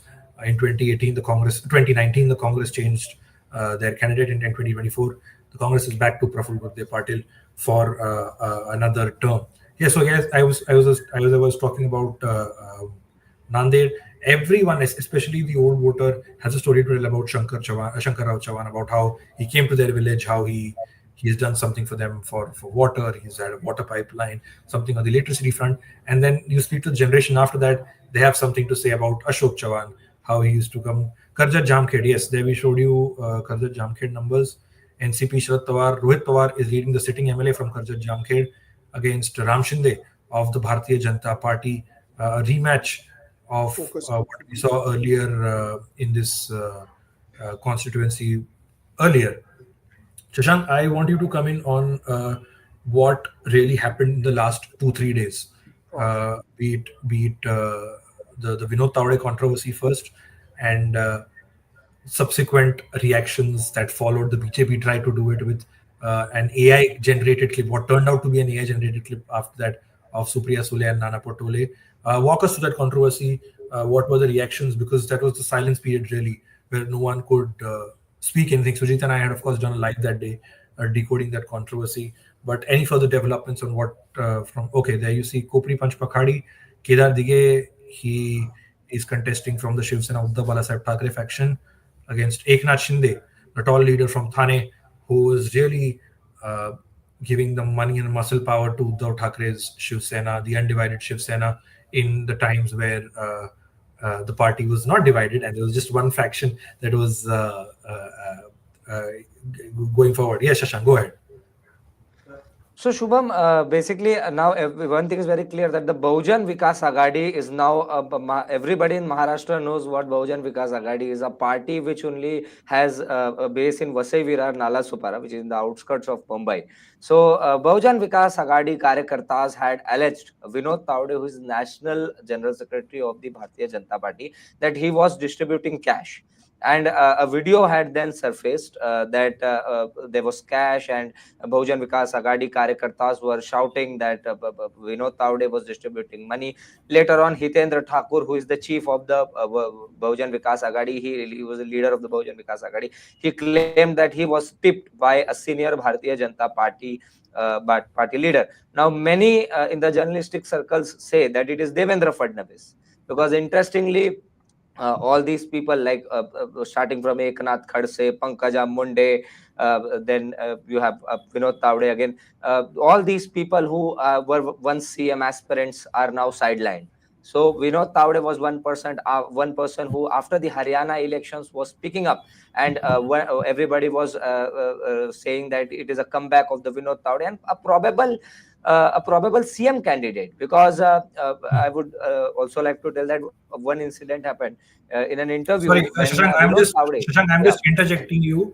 Malad West, Aslam Sheikh is leading currently of the Congress. He's the sitting MLA from Malad in Mumbai. In Bandra East, Wandre East, Zishan Siddiqui of the NCP of Ajit Pawar, who switched from the Congress, he is leading against Varun Sardesai of the Shiv Sena, who's the cousin of Aditya Thackeray. He's leading from the Shiv Sena, Uddhav Balasaheb Thackeray. Fahad Ahmed of the NCP of Sharad Pawar, he's leading from Anushakti Nagar against Sana Malik. So keep an eye on these mini battles that play out in each of those constituencies, because like I have said and like I have been saying for all these days, each constituency has a story to tell. Each constituency has a history that it had till 2019, and it has a past that you've seen post 2019, post 2022. So keep an eye on that. Latur City, Amit Deshmukh, of course, he is leading currently from that constituency. The Deshmukh brothers, one from Latur City, the other from Latur Rural, the sons of late Vilas Rao Deshmukh, former Chief Minister of Maharashtra. They are leading with comfortable margins at the moment from both Latur City and Latur Rural constituency of Maharashtra. The Mahayuti, out of the 216 leads, yes, 216 leads, Mahayuti is at 129, and the Mahavikas Aghadi is at 82. Others at 5. Shashank, on a lighter note, I remember we spoke a couple of days back, and we joked something that we joked about on exit polls as well. If it's a tight contest and you are a resort owner in Mumbai, then you will have your prices go up. Like, if it turns out to be a close contest, like every independent or every MLA will sort of come with a price tag. Your resorts in Mumbai would really be going through the roof if it comes, because I think Sanjay Raut, wasn't it? He spoke about saying that we are confident of 165, and we will once all the winning MLAs of our party are in, we will put them up in a resort in Mumbai and sort of keep them safe, because these fears of horse trading, I tell you, 2019 was a crazy ride, and 2022 was another ride altogether. So that is how things look at the moment. Shashank, do you have any other leads to share from your end currently that are coming in?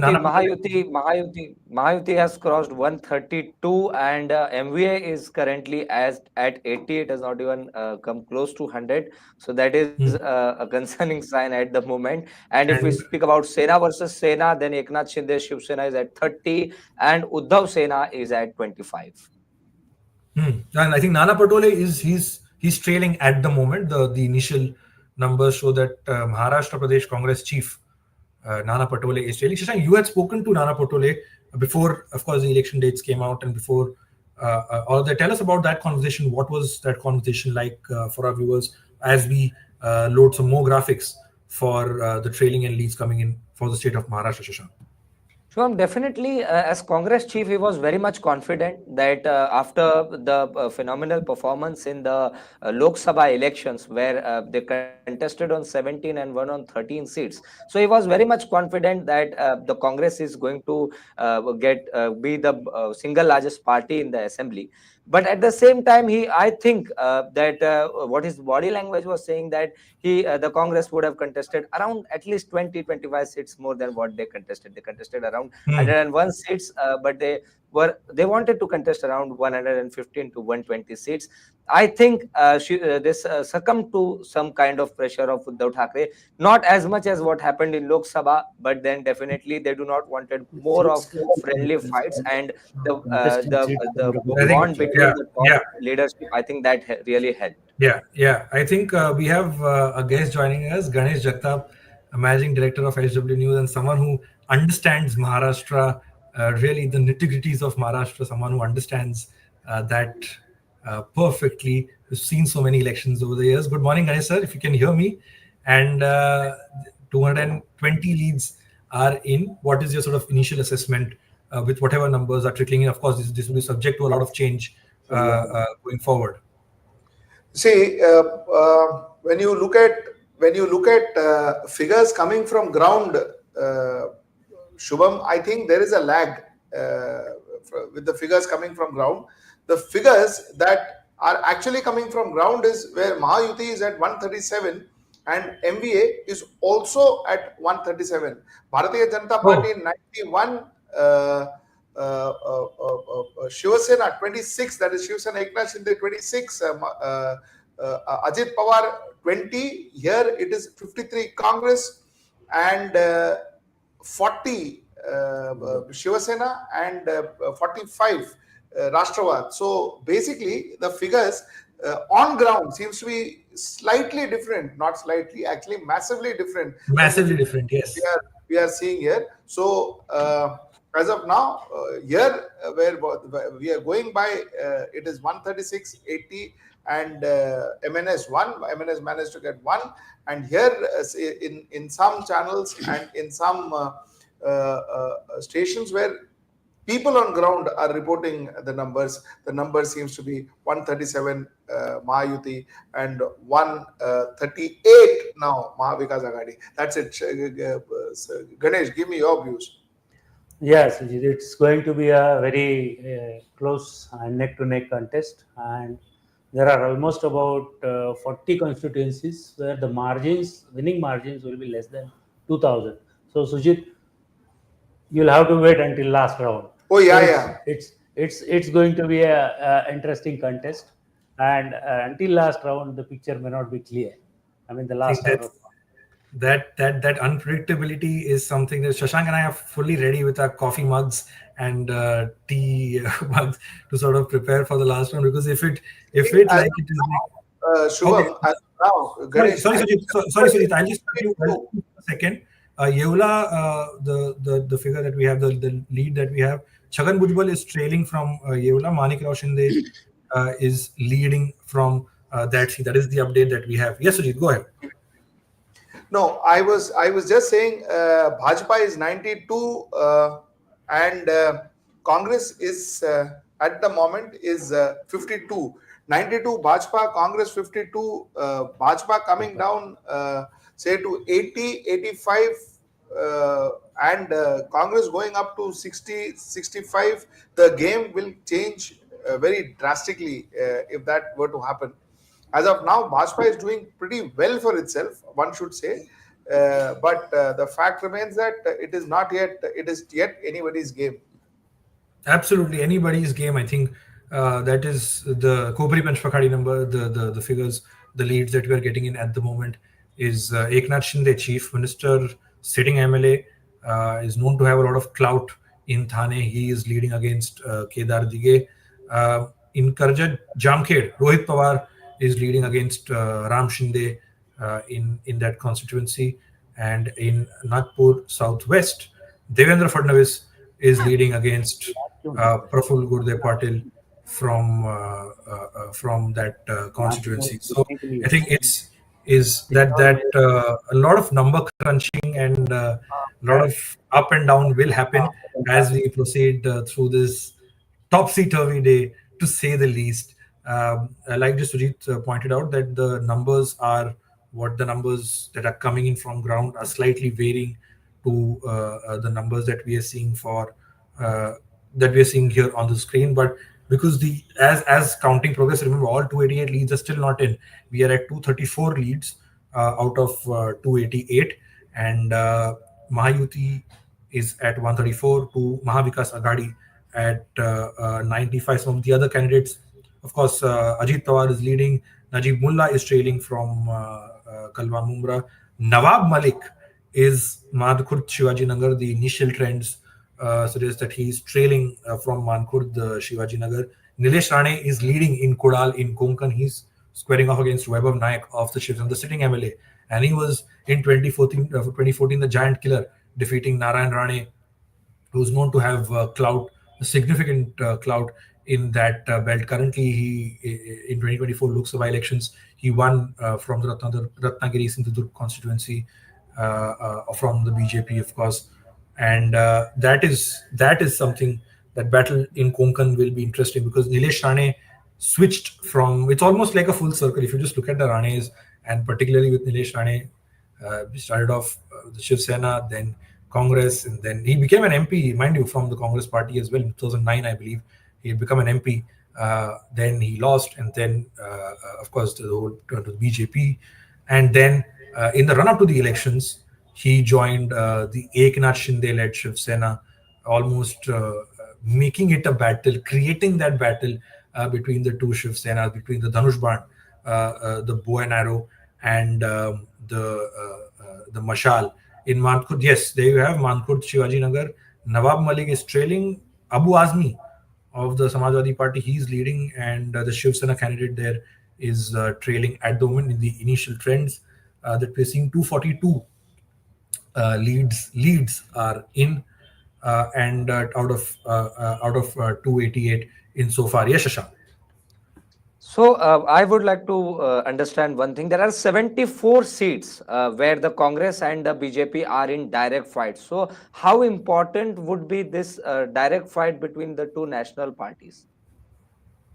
You're asking me that question? Sujit or Ganesh, anybody. Okay. You want to take it? We have Sujit. Yeah. Shashank, as I have mentioned in my last interview, right from the selection of constituencies to selection of candidates and the entire poll management, BJP has been way ahead amongst all these six parties. Then, if you see the management of Congress, Uddhav Thackeray, Shiv Sena, and NCP Sharad Pawar, amongst them, Sharad Pawar was always best. And you see the strike rate of Mr. Sharad Pawar, it's more than 50%. Okay. So the Congress, I think, of post Lok Sabha elections went into a little lethargic mode as far as poll management is concerned, because this is an assembly election which is very intensely fought, where national issues are not on the forefront, the local issues, and more so the equations of local groups is more important to manage, and this is where the poll management comes into picture. And this is why you see amongst these 74, BJP taking most of the seats. Right. So on a national level, how important would be when they sit on the bargaining table in other states? In 2025, there is Delhi elections. Delhi, they don't have an alliance partner. In Bihar and other states, how important would be when they are bargaining with other regional parties? See, I think this depends on which regional parties you're bargaining with and which region are you in. See, Congress will be viewed very differently when Congress is talking in Kerala. Congress will be viewed differently when Congress is talking in Karnataka. Congress will be viewed very differently when Congress is talking in Punjab. And Congress will be viewed differently when Congress is talking in Jharkhand. Congress will be viewed differently when Congress is talking in Samajwadi Party. So it depends on the partners and depends on the state that Congress is negotiating with. Obviously, there is not going to be a single blanket negotiating standard tool, Shashank, for Congress. That cannot be expected for sure. Shashank. Yeah. Sorry, I'm here. 148 is where the Mahayuti is leading at the moment. 251. Yes, 251 leads are in. 149 is where the Mahayuti is leading, and 97 for the Mahavikas Aghadi. We'll get you some more constituencies. Amit Thackeray, I believe, he is trailing from Mahim. Nilesh Rane there, we spoke about him.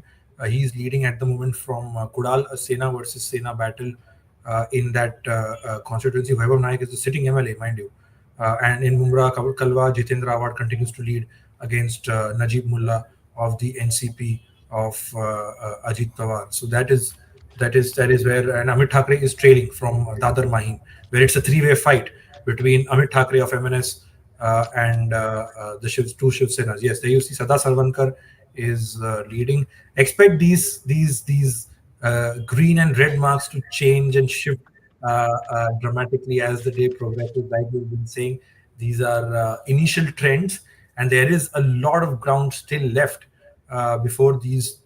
Firstly, all leads are in, and then as counting progresses, these leads start solidifying depending on how close the fight is. I think that is something that we will get an idea. We are over slightly past 9:30 right now, and still very early days in the counting of both Maharashtra and Jharkhand. Meanwhile, Jharkhand, you can see on the left part of your screen, 76 out of 81 leads are in for Jharkhand, and the NDA is leading on 38 compared to the India alliance at 37, 150.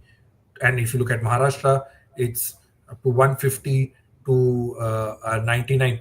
So I think one aspect that we have talked about, and you have done a video as well on this aspect, that whichever side wins, the Pawars will decide rather who becomes the chief minister. Can you elaborate a bit on that thought that you had? I have done. I spoke And about that because in the Mahayuti currently, if you go by some figures, Ajit Pawar is almost 20 out of the 150 that they're talking about, and if you go by Mahavikas Agadi, Pawar is almost 43 in some figures. The Pawar is leading in 43. So the fact remains that end of the day, 43 minus in Mahavikas Agadi or 20 minus in Mahayuti is definitely going to cause the difference between forming the government and not forming the government. So obviously, what I said is Pawar holds is going to hold the key as to who forms the government, and if Pawar comes united or Pawar wants to make things difficult, Pawar can. Sharad Pawar can make things difficult for Mahavikas Agadi. Sharad Pawar can make things difficult for Mahayuti too. So. Yeah, it is. That is why I said it is Pawar's game. And like I told you, in some channels, in some from some sources, our numbers are close to 142 Mahayuti and 130 Mahavikas Agadi. Mahavikas Agadi is now trailing than what it was before. Earlier on, it was all quite a difference. next. Yes. Yeah, and here too, in our figures that we are getting, in our figures, Mahavikas Agadi is 156, and Mahavikas Agadi is 97, and Mahayuti is 156. 150. What do you think? What do you think will be going ahead from here? Are these figures going to remain like this, or it's going to change drastically? No, this is too early to say about this because we are in the first or second hour of the counting. The counting will last close to 4:35 p.m. in most constituencies, and the trends will be more or less crystallized post 1:32 p.m. Because let me tell you again and reiterate here, there are 40 odd constituencies in Maharashtra where the winning margin will be less than 2,000 votes. So the contest will go till the last round. Okay. Correct. So in this case, and if you see the latest figures that are coming on ground, both the Mahavikas Agadi and Mahayuti, they are neck to neck, locked in a neck to neck battle. So these figures will keep on continuing changing. Now coming back to the issue you discussed now, is both the powers have an edge at both the places. Okay.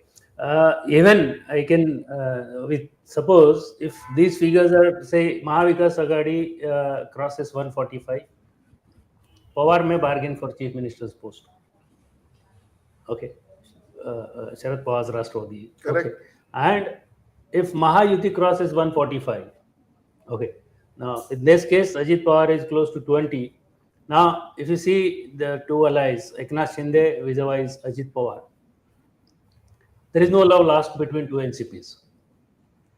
Whereas there is love lost between two Shiv Senas. So anything can happen, and at this point of time, if Ajit Pawar is offered a chief minister's deck or post by Mahavikas Agadi, you really can't predict what will happen.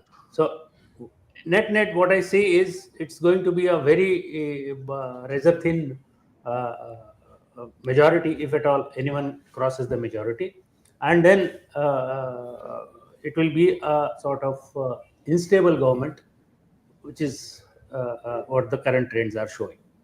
Correct, Right. because we according to our figures, it's 158, 98, and Manse is back to zero. So 158 and 98, and some figures that we are getting from ground, it is 151 for Mahayuti and 137, 125 for Mahavikas Agadi, 151 for Mahayuti, 125 for Mahavikas Agadi.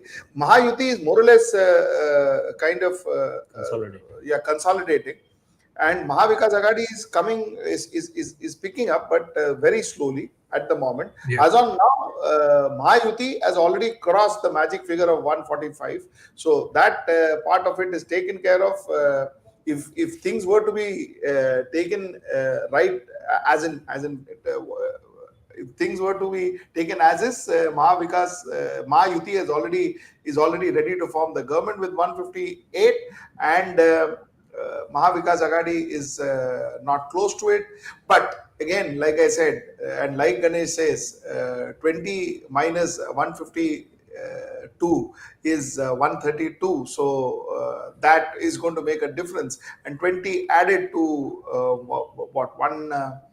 24 is 144. So you know what I'm trying to say? I'm trying to say that things are not over till it's over. This election, definitely things are not over till it's over. We need to wait and watch. We need to figure out the last figures. After we get the last figures, then we need to see what is happening in politics tomorrow, and then possibly somewhere we will be able to draw our conclusion that X party is forming the government, or Y party is forming the government, X party is getting their chief minister, or Y party getting their chief minister. Yes, Prithviraj Chauhan is leading from Karad South, the sitting MLA from Karad South. Prithviraj Chauhan, former chief minister of Maharashtra, tall leader of the Maharashtra Congress. He is leading against Atul Bhosle of the Bharatiya Janata Party in Karad South. Mumba Devi, Shaina NC, formerly with the BJP spokesperson, she's with the Shiv Sena now. She's trailing against Amin Patel of the Congress in Mumba Devi in Mumbai. In Ratnagiri, Uday Samant, part of the Shiv Sena of Eknath Shinde, the industries minister, he is leading against Surendranath Mane of the Shiv Sena UBT. This is the Ratnagiri situation. In Bandra East, Varun Sardesai is leading at the moment against Zishan Siddiqui and Trupti Sawant. Trupti Sawant, mind you, she was with the undivided Shiv Sena at one point. In 2019, she fought as an independent, and Zishan Siddiqui defeated her with a slender margin. And now she's sided with the MNS Trupti Sawant, and there also you can see a three-way fight in a way. Karajat Jamkhed, of course, we showed you. Milind is asking, what is the update for Amravati? Yes, we will get the numbers for you shortly, Milind, on that. 23 leads are yet to come in as per the figures that you are seeing on your screen. The viewers who are seeing the numbers, 265 out of 288 leads are in at the moment, and it is not we're not done yet with the leads as well. I will say this periodically, expect a lot of fluctuations, expect a lot of according to some reports we are receiving, Balasaheb Thorat is trailing Amit Desai. Amit Deshmukh is trailing from Congress. Right. Ganesh, I'll tell you, Congress is actually, whatever said and done, Congress is kind of has not performed the way Congress was expected to perform, has not performed anywhere close to what Congress performed in Lok Sabha. In fact, Sharad Pawar, NCP Sharad Pawar is maintaining a fairly decent score. He is still 40 For 39 out of the 82, 84 seats that he's contesting, he's still 39, whereas Congress, out of the 101 or 110 seats that they're contesting, they're 44. So somewhere down the line, Congress, I think this time around, the kind of sweep, the kind of wave that they had in Lok Sabha is just lost. Any reasons you predict? See, in my last interview, again, I repeat, I had mentioned quite clearly that their poll management is very weak. They have taken things for granted that they have been given a mandate. Now, I'll tell you, there are certain on-ground things that happened during Lok Sabha.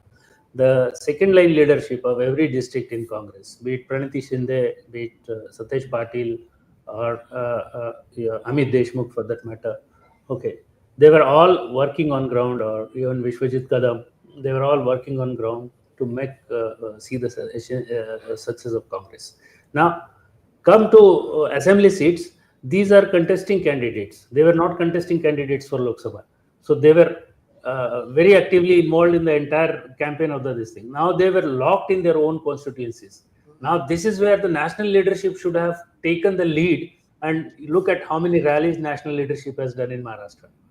You will understand the poor poll management right from the top till the bottom. Very, very valid point. Very valid point made by Ganesh. I absolutely agree to you, Ganesh. That is. See, normally, Ganesh, and you cannot take a state like Maharashtra, a country's economic powerhouse, premier state like Maharashtra, granted, because they had a fair chance to come back in power, and now they are struggling to reach that magic figure, and it's because of Congress the Mahavikas Agadi is trailing. Correct.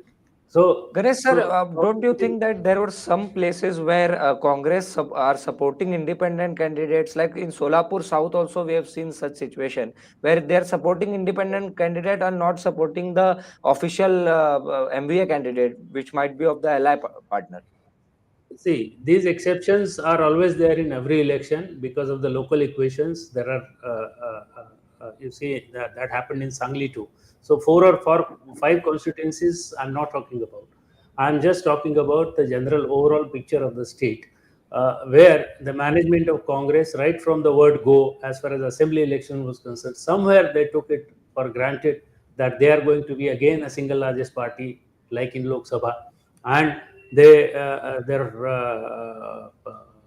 best turf was going to be Vidarbha, and this is where they are taking a severe beating. That is what I am seeing from the figures, because they really didn't sit down, did their maths, and the complete poll management.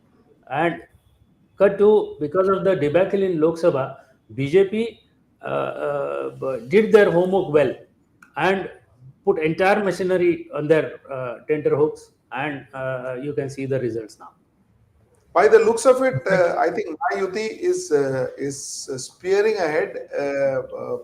Bharatiya Janata Party 98, good figure. Very good figure for Bharatiya Janata Party. Bounced back from where it was in Lok Sabha. Bounced back really well. 98 is a fantastic figure to talk about. And 158, 119. Ganesh, do you see Mahayuti consolidating? See, as I said, they have now picked up, and that they have never fallen. They have picked up, and they've been there for quite some time. Congress, on the other hand, is going from bad to worse. From 52 to now 40 is what Congress looks like. Yeah. So, Sujit, if I can just come in here, just to add on the point that Ganesh sir was making on the BJP versus Congress fights, the leads that we are getting in at the moment on 28 seats where there is a direct head-to-head between the BJP and the Congress, the BJP is leading on 27 out of those 28 contests, and the Congress is only on 1. Just in fact, an addition to what Ganesh sort of pointed out, in the case of the NCPs, Sharad Pawar seems to be leading in terms of the initial leads between the two NCPs is concerned. BJP versus Congress, of course, that is something, 27 to 28. Just to add to what was just pointed out between the two national parties that are seeing head-to-head battle in terms of if you look at the BJP versus Sharad Pawar face off again. BJP is leading there. Out of the 10, 8 is still with with the BJP, and in the Shiv Sena versus Congress, of course, the Shiv Sena is leading. We're getting some more updates. Amit Deshmukh, Nitesh Rane, Nilesh Rane, Ajit Pawar, the big profile, high profile battles to watch out for. Of course, they are leading in their respective constituencies.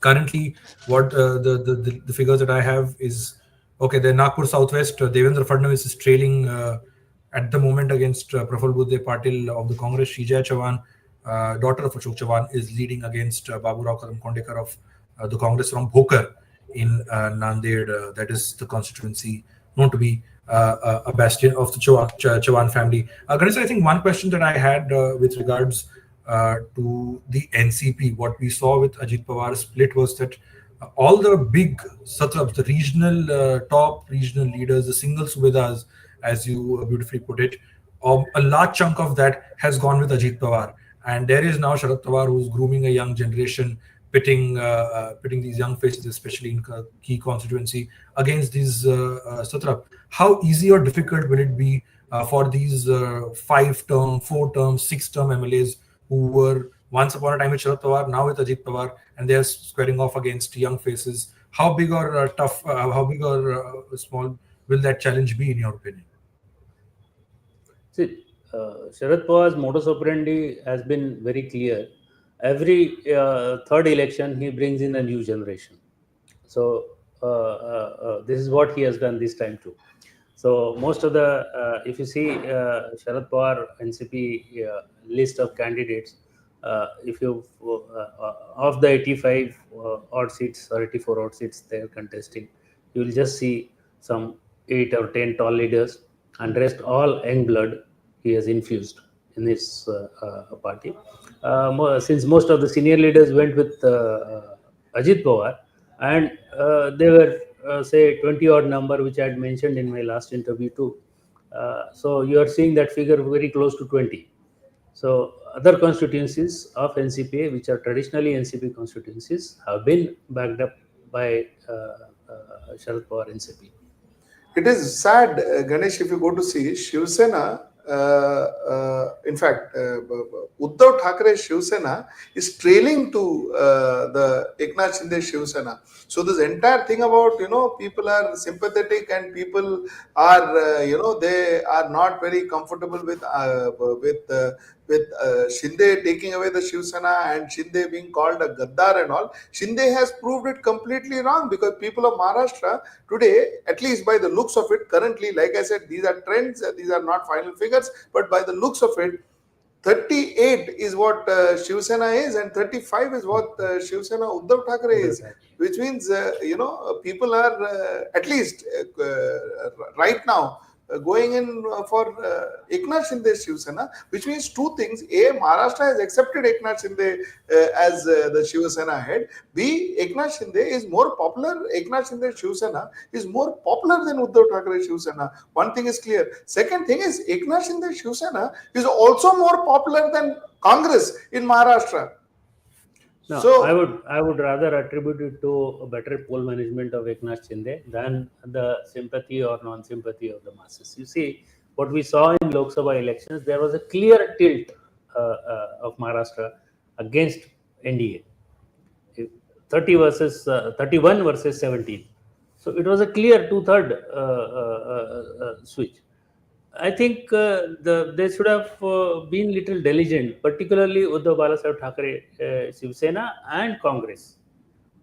You see the way they fought over seat selection, the way they fought over their candidates, the way they have selected the seats. So it was a very poor poll management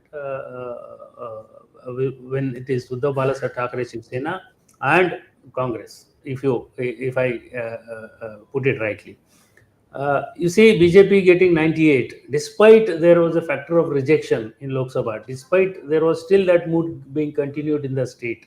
Okay, it is their poll management, Sujit, that is taking the toll.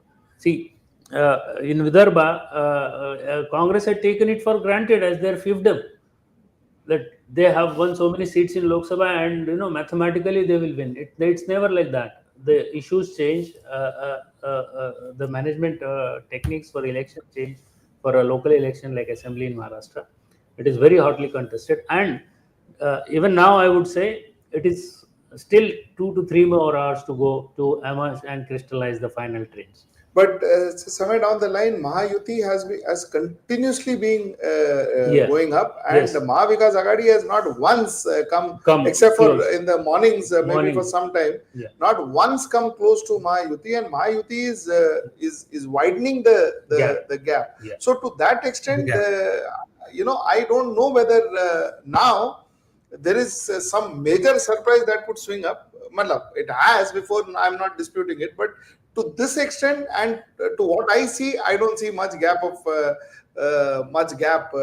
Ganesh, you may beg to differ, but I don't see much gap. Bharatiya Janata Party has crossed 100 as they expected themselves to cross. Yes. So for a change this time around, they were very sure about that they will cross 100, and they've crossed 100. They are 102, and the only consistent figure that we see in Mahavikas Agadi is Sharad Pawar. Sharad Pawar is the only consistent figure that is growing from 36 when we spoke last time. Now he is 41. I mean, these are figures, these are leads. These are not end figures. So please do not take this as end figures. These are leads. But all the same, Sharad Pawar is the only person who has been consistent. That is Sharad Pawar's NCP has been consistent.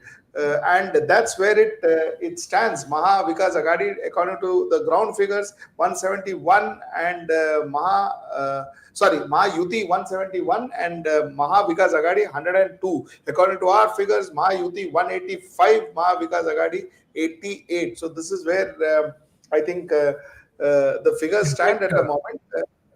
In fact, just to add, Sujit, on the Eknath Shinde bit, the battle of the two Shiv Senas, I think Shashank and I all have also spoken about it. I, for once, couldn't see a talk of Pannas Khoke Ekdam Okay, Gaddar, and the fact that there is a sympathy for Uddhav Thackeray.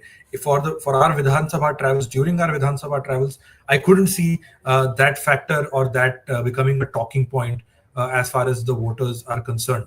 Now, and as for Eknath Shinde, I think the way he's been packaged as this common man, the doors of Varsha are always open, and also the fact that he's the Ladka Bhau, the Ladki Bhai, and the way they've packaged him, and of course by the people around him, the way he's been packaged, I think that is somewhere down the line. I could see that was taking center stage. Then the Gaddar tag or the Pannas Khoke tag, because I highly doubt, and gentlemen, you can beg to differ, that I'm not sure if you can encash the sympathy check twice.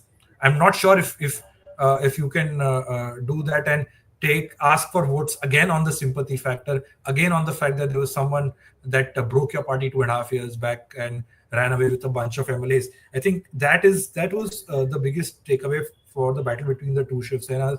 While of course there is a section of voters who are, no matter what they are with Balasaheb Thakray's son, that is the level, that's the pedestal at which they put him. But there's also a very highly active, charged up cadre that is backing Eknath Shinde.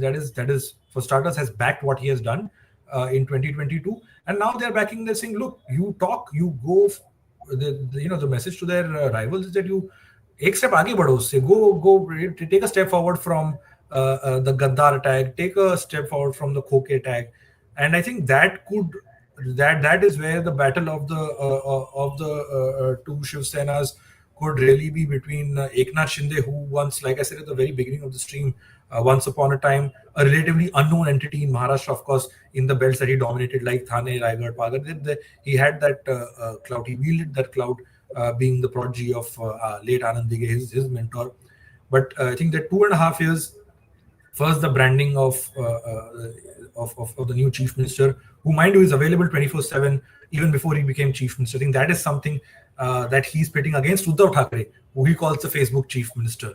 So it's an out and out battle between Eknath Shinde, Uddhav Thackeray, the personalities and the approaches of both these leaders as chief minister, and of course both claiming that they are the real Shiv Sena. I think that was my sort of 2 cents on that bit. The numbers that we are getting in at the moment, okay, Nagpur Southwest. We'll try and get other constituencies as well. Other constituencies of Maharashtra, there are 288, like I said, 288 seats, and each seat has a story to tell in itself.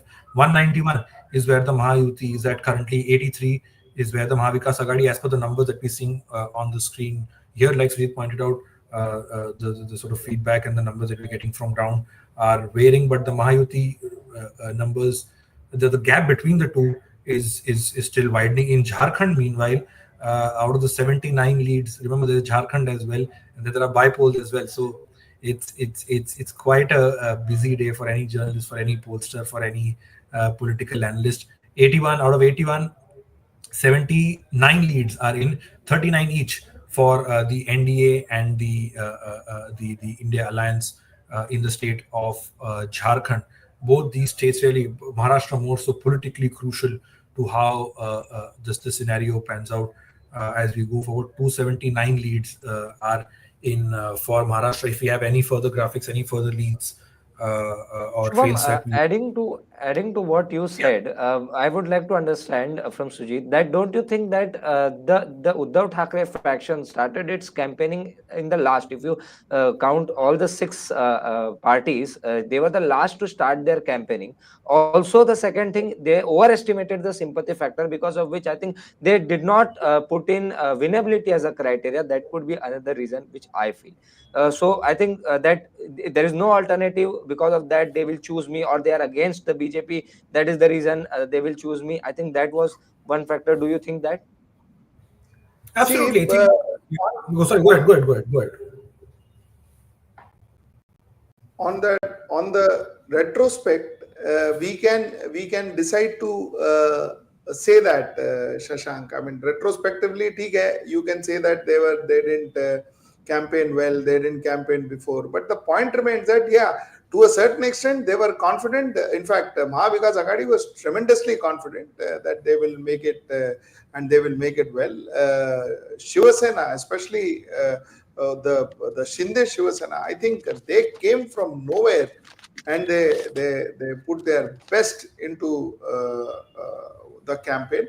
But now I would also give a lot of marks to Bharatiya Janata Party. See, Bharatiya Janata Party is now 103.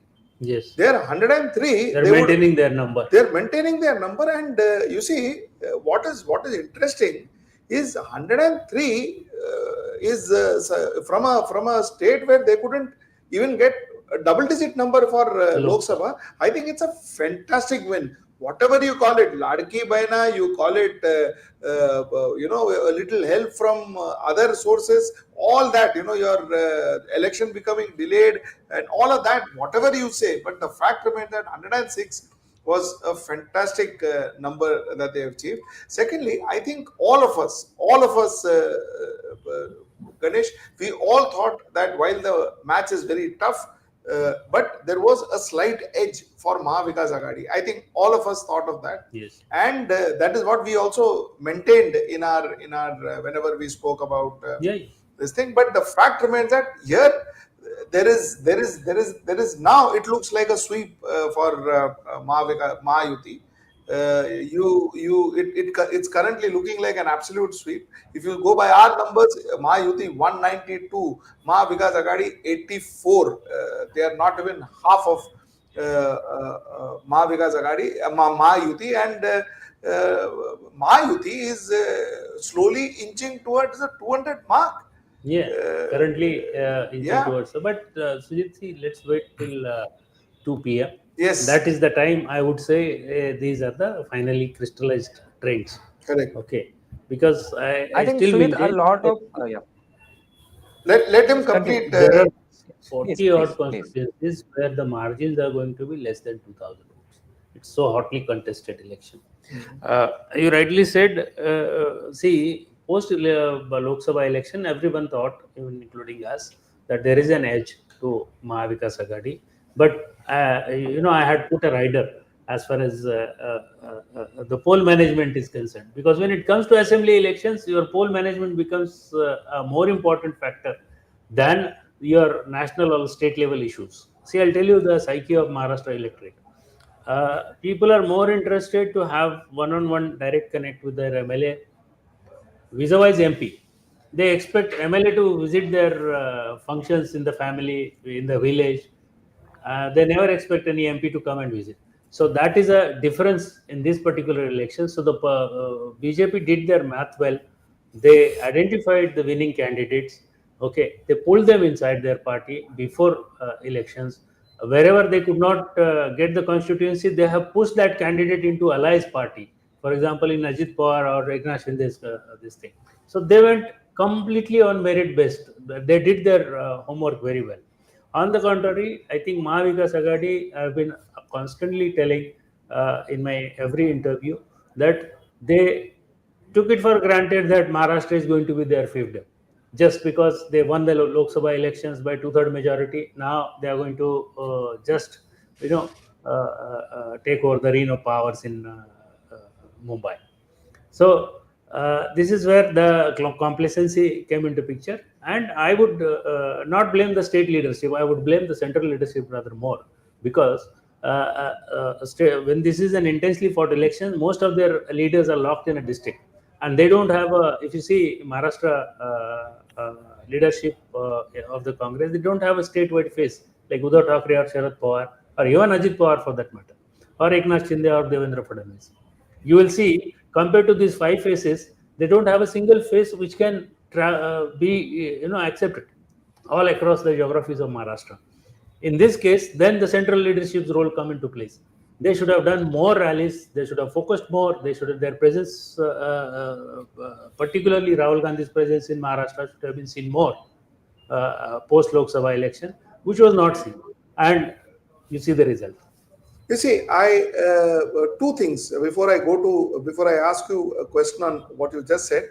Jharkhand is looking good for India Alliance, JMM and Congress. Jharkhand 41 for India and 46 for NDA. NDA is Bharatiya Janata Party led alliance, and India is JMM Congress. So, and others 3. So there it looks good for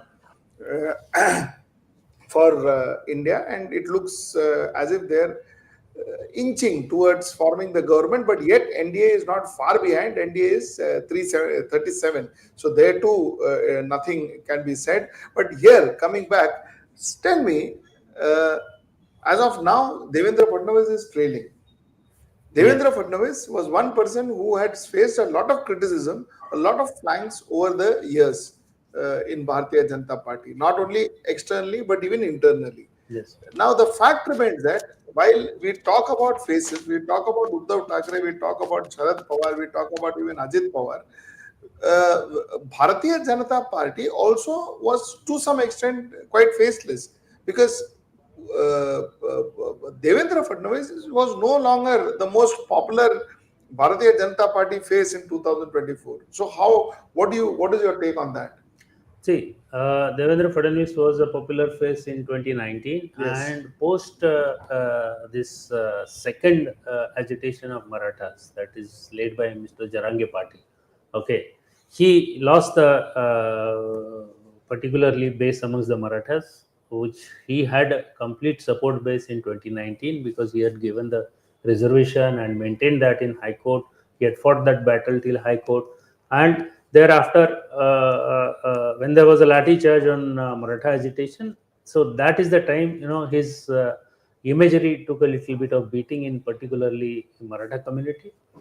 And then he was seen as being backing up OBCs against Marathas. That is another factor that crept into. So a lot of other constituencies. So he was controversies. He was trolled for dividing the state on OBC and Maharashtra.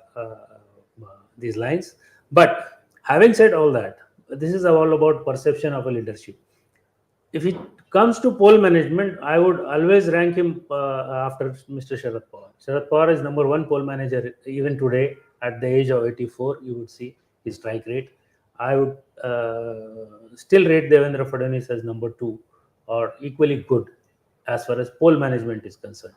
That is selection of candidates on merit, selection of candidates, constituencies on merit, okay, avoiding certain issues, avoiding certain candidates, then who are even stalwarts in the party.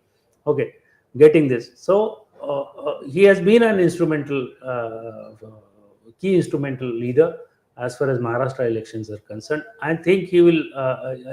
It is too early to say whether he will lose. He's just trailing in a couple of rounds, but I don't see him falling behind in the final win. And if it is 104, internally, party would definitely give him due credit because of his poll management.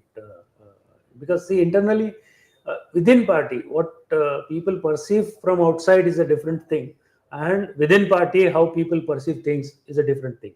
Okay, since I worked at both sides of the table, I have seen that BJP is one such party. They still assess their own leaders on merit. So here you are. In fact, Sujit, sorry, I'll just give one quick update that we are getting in. There are 227 seats with less than 1,000 margin. That is the update that we are getting. 227 seats with less than 1,000 margin, and it's about 10:05 a.m. and a long way to go. But this is the update. Mankut Shivaji Nagar Abu Azmi is leading at the moment. I think Nana Patole is trailing from his constituency of Sakoli. So is Devendra Fadnavis there. Nana Patole, he's trailing against Avinash Brahmankar of the BJP in Sakoli. Nana Patole is the Maharashtra Pradesh chief of the Congress. Devendra Fadnavis in Nagpur Southwest, he's trailing at the moment. And any other seats that we have. But yes, I think the big update that we just got in is this, that 227 seats. So I think it's the figures that you see on the screen right now, 284 leads are in out of 288. These are the figures that you're seeing on our screen at the moment. 196 for the UT, 77 for the Mahavikas Aghadi, others at 11. Over in Jharkhand, 8 out of 81, 80 leads are in, 38 for the NDA and 39 for the India Alliance, and others are at 3. That is the update at the moment. If you look at the other bypolls, just quickly remind our viewers, because there are bypolls in some of the other states, and Wayanad being the biggest one, where Priyanka Gandhi Vadra is making her electoral debut. She is leading. On last count, she was leading with more than 20,000 votes in Wayanad, the seat that Rahul Gandhi vacated because he ended up winning both Wayanad and Raebareli. So that is another update. In Uttar Pradesh as well, out of the 5 leads that are in, 3 is with the BJP, and the SP is at 2. I can already see some channels have already said that Mahayuti is heading for a big win. Mahim Sada Sarvankar of the Shiv Sena is leading at the moment against Amit Thackeray of the Maharashtra and Sena, who is making his electoral debut, and he's the son of Raj Thackeray. Mahesh Sawant, he's the Shiv Sena UBD candidate. He's trailing at the moment. It's a 3-way fight. Any other constituencies that we can get up? 197 is where the Mahayuti stands, and 76 for the Mahavikas Aghadi. And among the Mahayuti, the BJP is well over 100 leads that are in at the moment. And in the Mahavikas Aghadi, it is Sharad Pawar's NCP that is leading. I think for this, both Sujit and Ganesh, both of you can take this question. I think regardless of who wins, how crucial is the next 72 hours going to be, regardless of which alliance comes to power? How difficult is the CM question for the Mahavikas Aghadi or for the Mahayuti? 72 hours is all that they have before President's rule comes in. The new assembly has to be in place by the 26th of November. We are on the 23rd already. So I think that is not a question now. With 109 for Bharatiya Janata Party, just 34 with I'm going by what is the current status.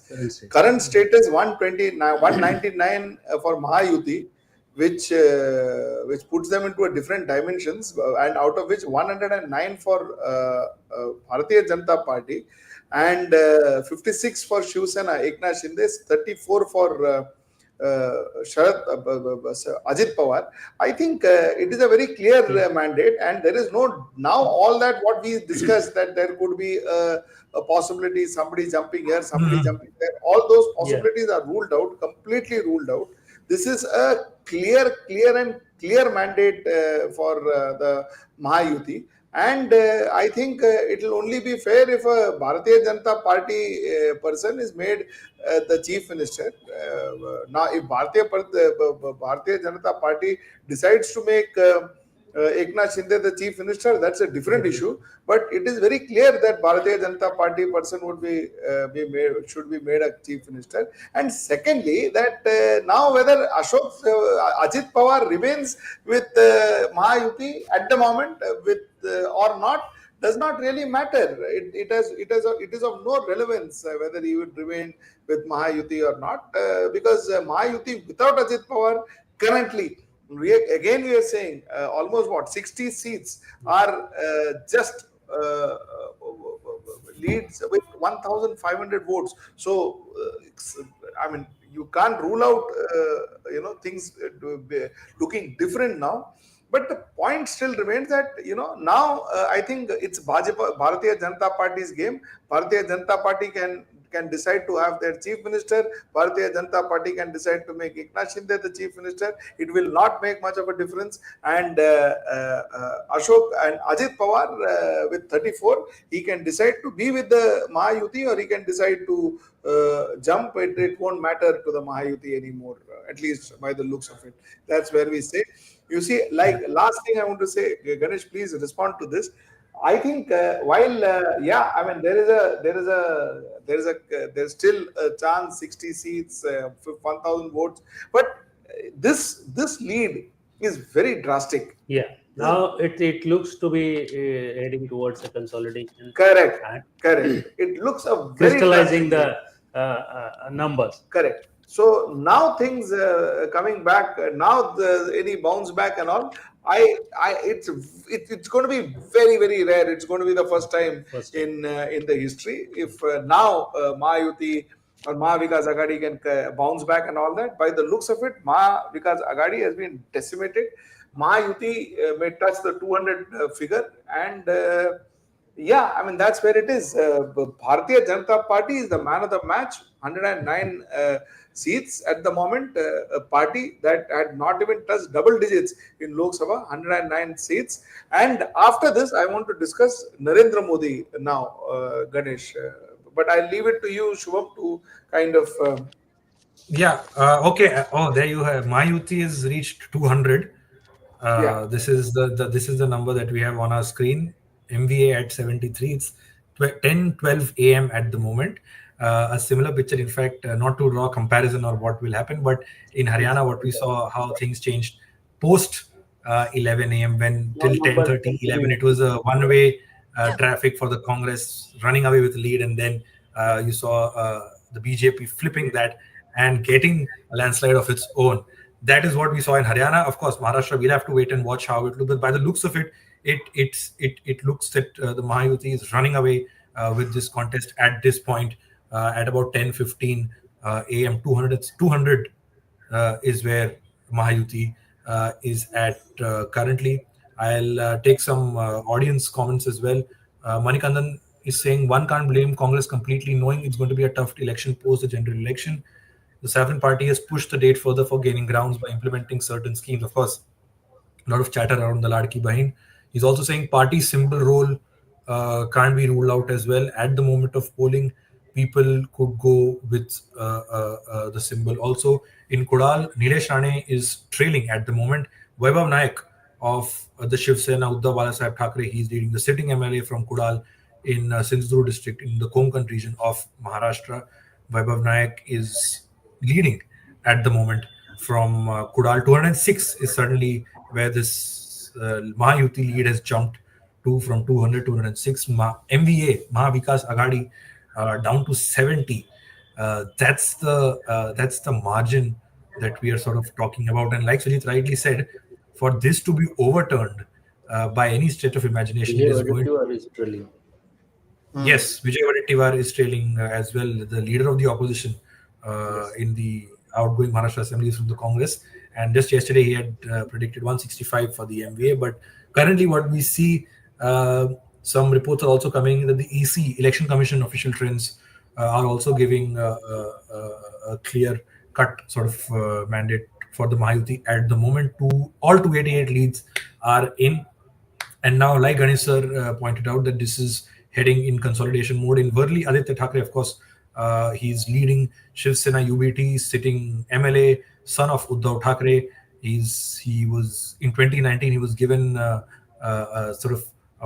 he was all the directions were clear for him and win the seat of Worli, because the likes of MLAs did not field a candidate. No one fielded really a candidate against Aditya Thackeray. So that was in a way a walkover from him. This time around, Eknath Shinde fielded Milind Devra, who joined the Shiv Sena from the Congress, got a Rajya Sabha berth. He's in the Rajya Sabha already. Sakoli, yes, Nana Patole is now leading state Congress chief of the Congress. So you could see Nana Patole campaigning aggressively in elsewhere in other parts of the state. From Sakoli, he's leading at the moment. If there are any otherwise, Sujit, I'll come back to you. You were wanting to ask a question on the Modi factor just before I came in. Go ahead. So one thing which we need to talk about is, Ganesh, when it was Modi ki guarantee, they couldn't cross double digit. Yeah. But Modi was not a major significant player this time around. In fact, his rallies also were not very significant. Before the election, Modi left India and he was on tour. So the fact remains that would it be right in saying that the Modi factor is no longer making a difference, much of a difference to Bharatiya Janata Party the way it used to? Interestingly, Bharatiya Janata Party also didn't have Amit Shah on their advertisements. So the fact remains that is the Modi Shah factor not making much difference in you see, in the Lok Sabha election, there was a strong narrative or anti-Gujarati sentiment, if you look back at the Lok Sabha campaign in Maharashtra. And maybe because of that, Modi and Shah have not campaigned much compared to the Lok Sabha, and they have left it on the state leadership to, there was a controversial statement from Yogi Adityanath, and thereafter his rallies were cut short, if you see, and they immediately course corrected in between, and they were very diligent about this thing. So what I say is Devendra Fadnavis, I think, was given a complete free hand. That is what my sources tell me internally, to deal with Maharashtra elections.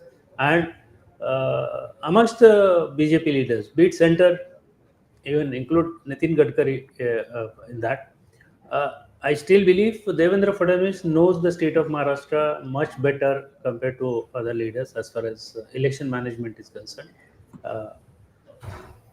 And this is where he has scored a brilliant success as the trend seemed to be consolidated, because BJP's current trend, they are at 111 leading, which is way beyond their last tally. So you must give it to their state leadership, the way they selected the constituencies, the way they selected their candidates, the way they managed their campaign, despite a debacle in Lok Sabha. So I see it at the major success of not the central leadership, but the state leadership.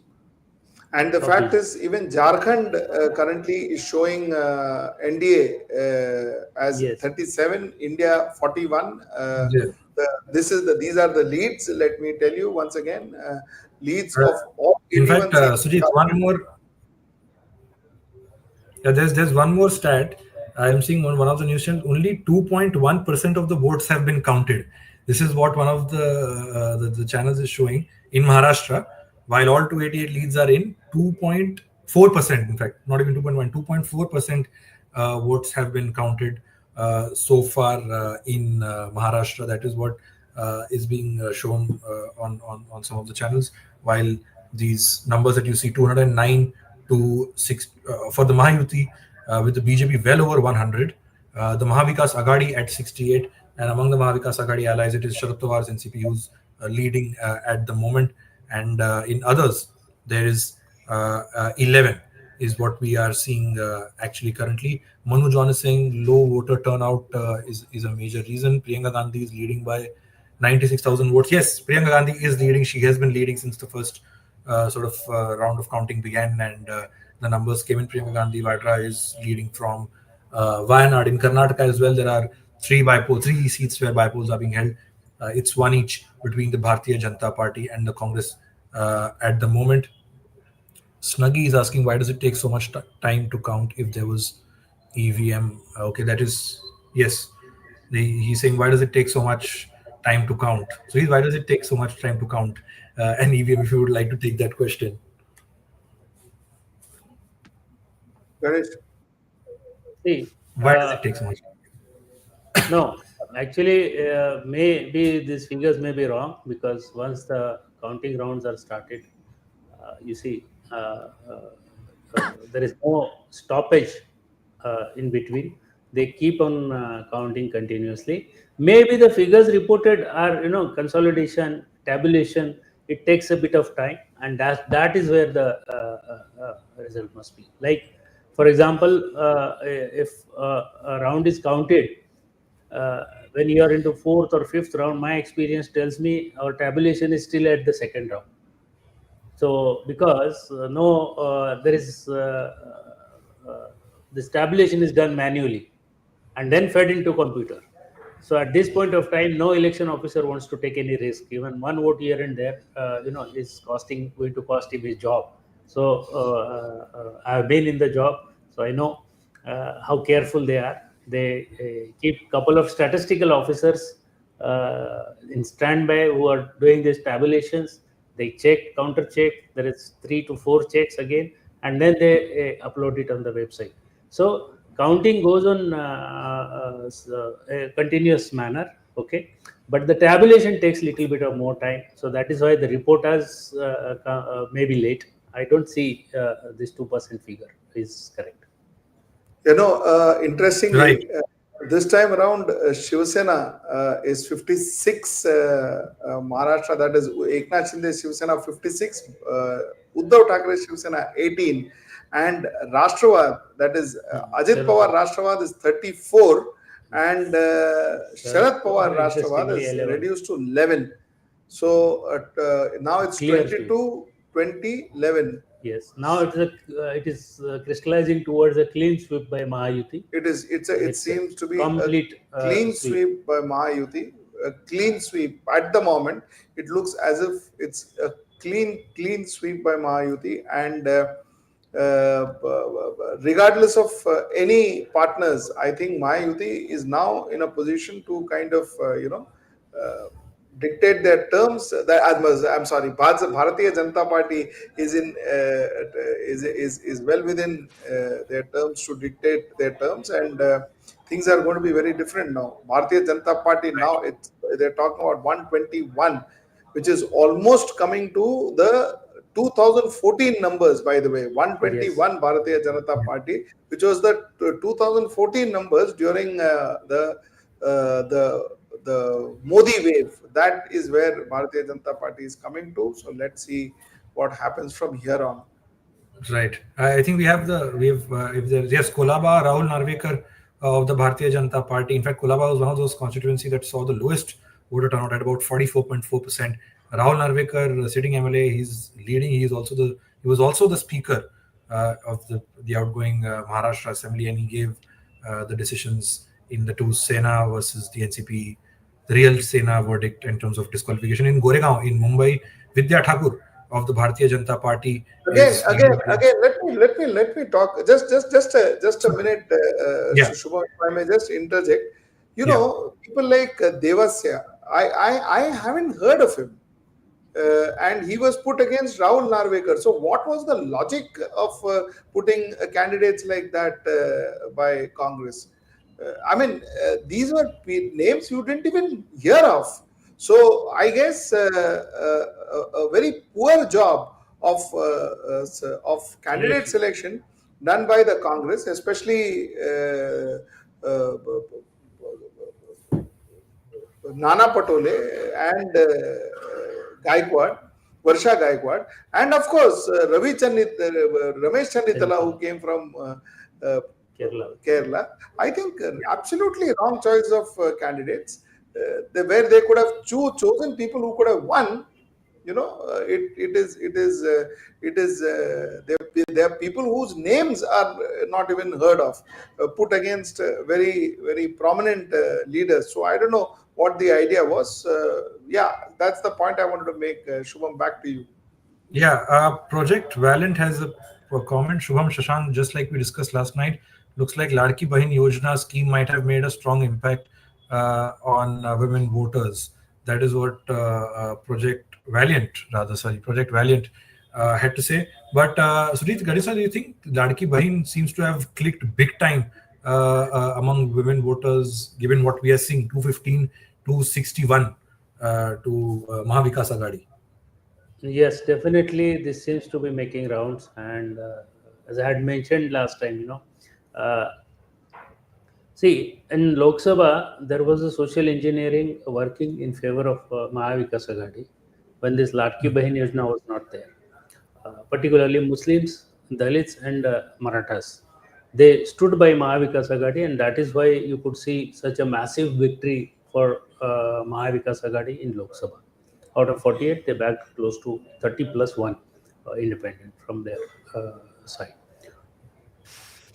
In my last interview, if you remember and recollect, I had mentioned a very important trend that even Muslim women are, very happy about this 1,500 rupees they are getting monthly, because they are not working usually outside anywhere, and their personal finances are taken care of by the state. So there amongst the Muslim women, there was a sympathy seen towards Mahayuti.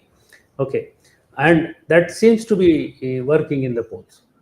So Ladki Bahin Yojana has definitely turned the tables, and that is why you see the reversal of the result, exactly opposite of Lok Sabha. Right. I mean, Mahesh Kutty, yes, among that, I still maintain that the poll management factor also comes into play. Their homework and their attitude to address the polls was far better compared to Mahavikas Aghadi. This I have been telling, and I have been speaking to even the leaders close to the think tank of every party, including BJP. So it's not surprising that Mahavikas Aghadi has come down drastically. See, right. To answer your question, I think on the hindsight, we can talk about yes, a lot of things. Vadala, yes. We can talk about the Ladki Bahin Yojana. We can talk about poll management, all of that. But the point is, let's be very categorical and let's be very clear. You see, somewhere down the line, Shinde's leadership was accepted by the people of Maharashtra. Maharashtra thought that Bharatiya Janata Party would be a better party to govern Maharashtra. Maharashtra people thought of it, and that is how these numbers are. Let us give the value to the verdict, and let us give the kudos to parties who won. I mean, they won the numbers. Yes. So the fact remains that 214. 221 sorry, 121, my apologies, for BJP looks as if they are going to cross their 2014 figure, which means they've done a fantastic job. They have done a fantastic job, and I think kudos to them. And whatever the reason may be, kudos to them. That's how you win elections. And Congress has been decimated. Absolutely decimated after resurrecting itself just 4 months back. After resurrecting itself, Congress has been absolutely decimated to what, 22. And Shiv Sena, the original Shiv Sena, Balasaheb Thackeray's son, Uddhav Thackeray, his son Aditya Thackeray, and outsider who they called him Gaddar, he got 56, and Balasaheb Thackeray's son could get 19. That Maharashtra shows who they have accepted as the real Shiv Sena. Let us face facts. Let's call spade a spade. And the fact is, Sharad Pawar also now 11, whereas Ajit Pawar 37. So yeah, I mean, unfortunately we are not showing much of the interviews that you people had gone all over the country and taken. I was hoping to see a lot of it. Where somebody told, I think Shashank, that Lok Sabha mein Tai or Vidhan Sabha mein Dada. I think that is what you are seeing here. Lok Sabha was Tai and Vidhan Sabha is Dada. 37 for Ajit Pawar and just near 11 for Sharad Pawar. Things just changed. That's the point we need to. Yes. In Vilepale, Parag Alwani of the BJP is leading, and I'll request the producers if you can pull up the visuals in the bites that Sujit talked about of what people had told Shashank when he visited Baramati. At the moment, it looks an absolute decimation for the Mahavikas Aghadi, 62 for MVA, 13 others, and 213 for the Mahayuti. Maharashtra has 288 assembly constituencies, and the Mahayuti is on 213. And the BJP on its own is, like we pointed out, is if these numbers hold, and it by the looks of it, how things stand, they're looking to better that 2014 tally of about 124, 125 seats that the Bharatiya Janata Party had got on its own. And of course, the whole poll management of the BJP is something that has been talked about, particularly in the Modi Shah era, and how they take even the smallest of elections very seriously and with utmost on merit, as Ganesh sir put it, their evaluation of candidates, their evaluation of their own prospects. That is something that seems to be reaping rewards big time at the moment as numbers stand for the BJP and the Mahayuti. Remember, a top Shiv Sena leader had told me off record that we are looking at 60 seats, and that's the projection. That was the feeling, that they were getting 60 seats for the Eknath Shinde Shiv Sena, and that senior Shiv Sena leader had predicted less than 30 for Uddhav Thackeray. And this I'm talking about, this conversation was about, I think, 1.5 months back, when sort of campaigning was just about to start and the model code of conduct was in force. And that somewhere down the line, Sena, the Shiv Sena of Eknath Shinde is at 55, is leading on 55 seats at the moment. That prediction too seems to be coming out. Ajit Pawar in the nephew and the Kaka battle, there seems to be NCP of Ajit Pawar 35 to 12 of Sharad Pawar. And I can already see some Uddhav Thackeray, I think an MP from the Uddhav Thackeray Shiv Sena saying, this time around, I think, Ganesh, Shubham, this time around, we are going to see a lot of careers go down. One would be of Ramesh Chennitale, who was hoping to be the Chief Minister of Kerala. So I think we see one career going down there. The second career that is going to go down is that of Mr. Patole, who actually became a star after the beautiful turnaround of Congress in Lok Sabha. And the third and the most important, I think, career that we see it going down is that of Varsha Gaikwad. So Varsha Gaikwad also, kind of needs to figure out as to what exactly went wrong and how did her leadership collapse so badly. Fourth is that of Uddhav Thackeray. Yes. You see, Uddhav Thackeray, I think, need to retrospect. Is he accepted as the leader of Shiv Sena? Or have people accepted him? Or just that sympathy wave that he got just because he was thrown out unceremoniously and pulled down and all that. That sympathy wave has settled down, and Eknath Shinde has proven himself to be a better chief minister than Uddhav Thackeray. I mean, that fact. I mean, these are hard questions, but these questions need to be answered. Number third is that of Aditya Thackeray. Aditya Thackeray, new leader, I will not put much of impetus on him, but the fact remains that again, Aditya Thackeray needs to kind of, re-engineer himself and see what's going to happen. And fourth is Raj Thackeray. Raj Thackeray, who still is zero as far as the numbers are concerned. There is no, Raj Thackeray shows zero, and this will be quite consistent if you go to see the record. I mean, he's been consistently going 0-1, 0-1, 0-1. So Raj Thackeray needs to figure out what exactly is going wrong with his politics. So that's Raj Thackeray. And last but not the least, I think Sharad Pawar. That is surprising. Sharad Pawar, is it time for him to retire? Sharad Pawar, is it time for him to retire? 11 out of and 37 to Ajit Pawar. Has Ajit Pawar actually proved the point? Definitely. So Sharad Pawar, this is something that we need to really take cognizance. We need to know. He needs to be looking at what his career is. And finally, Shubham, I think Access My India. Yes. Access My India spoke about 200 plus, right? 200 was their upper figure. Yeah.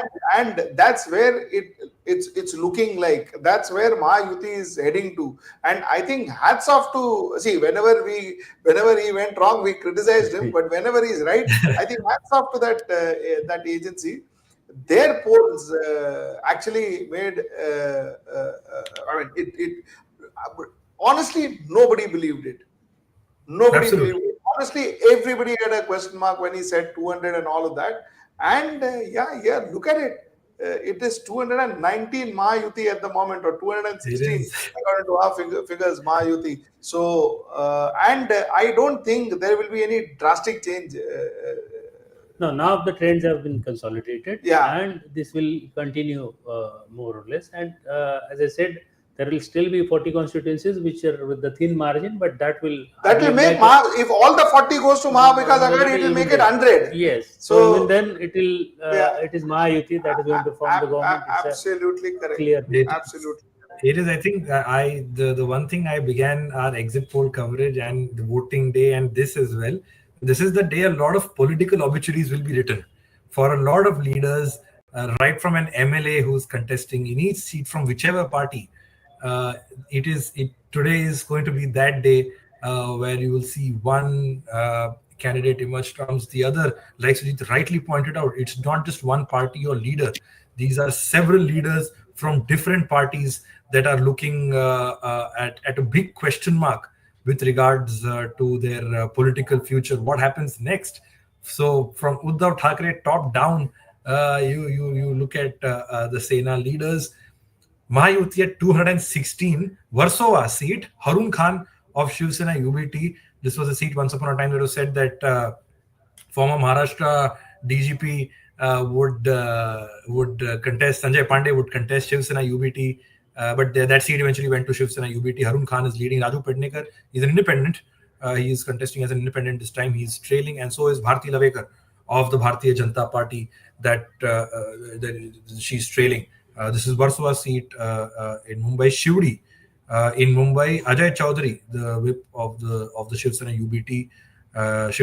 He's leading at the moment against Bala Nangaonkar, former MP and a very close aide of Raj Thackeray in the Maharashtra Nirman Sena. He is trailing in Shivri, but dramatic results here. BJP, I think 125 the leads currently. If we can pull up a graphic with a party-wise breakup, so that our audience is on the same page as well. A party-wise breakup of who stands where. Someone is asking what happened to Dharavi. Yes, we'll pull up those numbers. Manu Johnson's MVA numbers are even slipping down even more. Yes, I think like Ganesh sir said, like Sujit said, that this is the time when these leads will consolidate. And for this to change in favor of Mahavikas Aghadi, something drastic has to happen. And it is really anyone's guess as to if whether or not that will happen in favor of the Mahavikas Aghadi. They're down to 60. And for the Mahayuti, 215, BJP at 124. And the Shiv Sena of Eknath Shinde is at 55, and the NCP is at 34 of Ajit Pawar. If you look at Sena UBT, they are at 20, NCP at 14, and the Congress at 22. The exit posters that we talked about, taking it with a pinch of salt, and if these numbers hold, which it does look like a very drastic change seems highly unlikely at this point, with 215 out of 288 leads. Really a decimation and a dominating performance by the Mahayuti. In Dharavi, Jyoti Eknath Gaikwad is leading of the Congress against the Shiv Sena candidate Rajesh Khandare, who's trailing. This is the seat in Mumbai, which of course the Dharavi development project is playing a big role. And Jyoti Gaikwad, she's the sister of Varsha Gaikwad, and really question marks on Varsha Gaikwad as well as to what next for each of these leaders. Really, Uddhav Sena, I can see some flashes coming in. This is not the voter mandate, but again, this is really Rahul is saying same state of losing an election they could win. Congress needs to stop being complacent with few wins and should do proper groundwork. I think this is the takeaway that you will find everywhere, that and something that Sujit and Ganesh also spoke about, the fact that the Congress that was basking in the glory of their gains in the Lok Sabha has to really now go back to the drawing board and figure out what exactly and where exactly did things go wrong, because this is quite a performance. It's really something.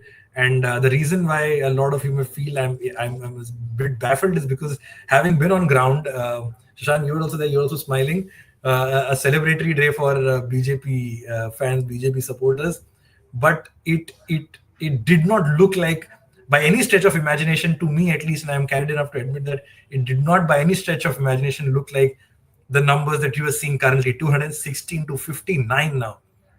It really wasn't the case. Shashank, what do you want to add on these numbers? 216 to 59. It is a decimation, thrashing, call it whatever you want. This is our border Gavaskar trophy happening here in the state of Maharashtra. What do you think? Shubham, one question which I'm continuously in my head, it is playing, that now what is going to happen? What is going to be the plan of action for Uddhav Thackeray, who has been constantly saying that Supreme Court has not given me my symbol, Vidhan Sabha Speaker Rahul Narvekar did not give my party name, and my MLAs have been splitted, my party has been broken. So now the people are with me. So what will be the plan of action, and what lies ahead for Uddhav Thackeray is what I would like to understand now.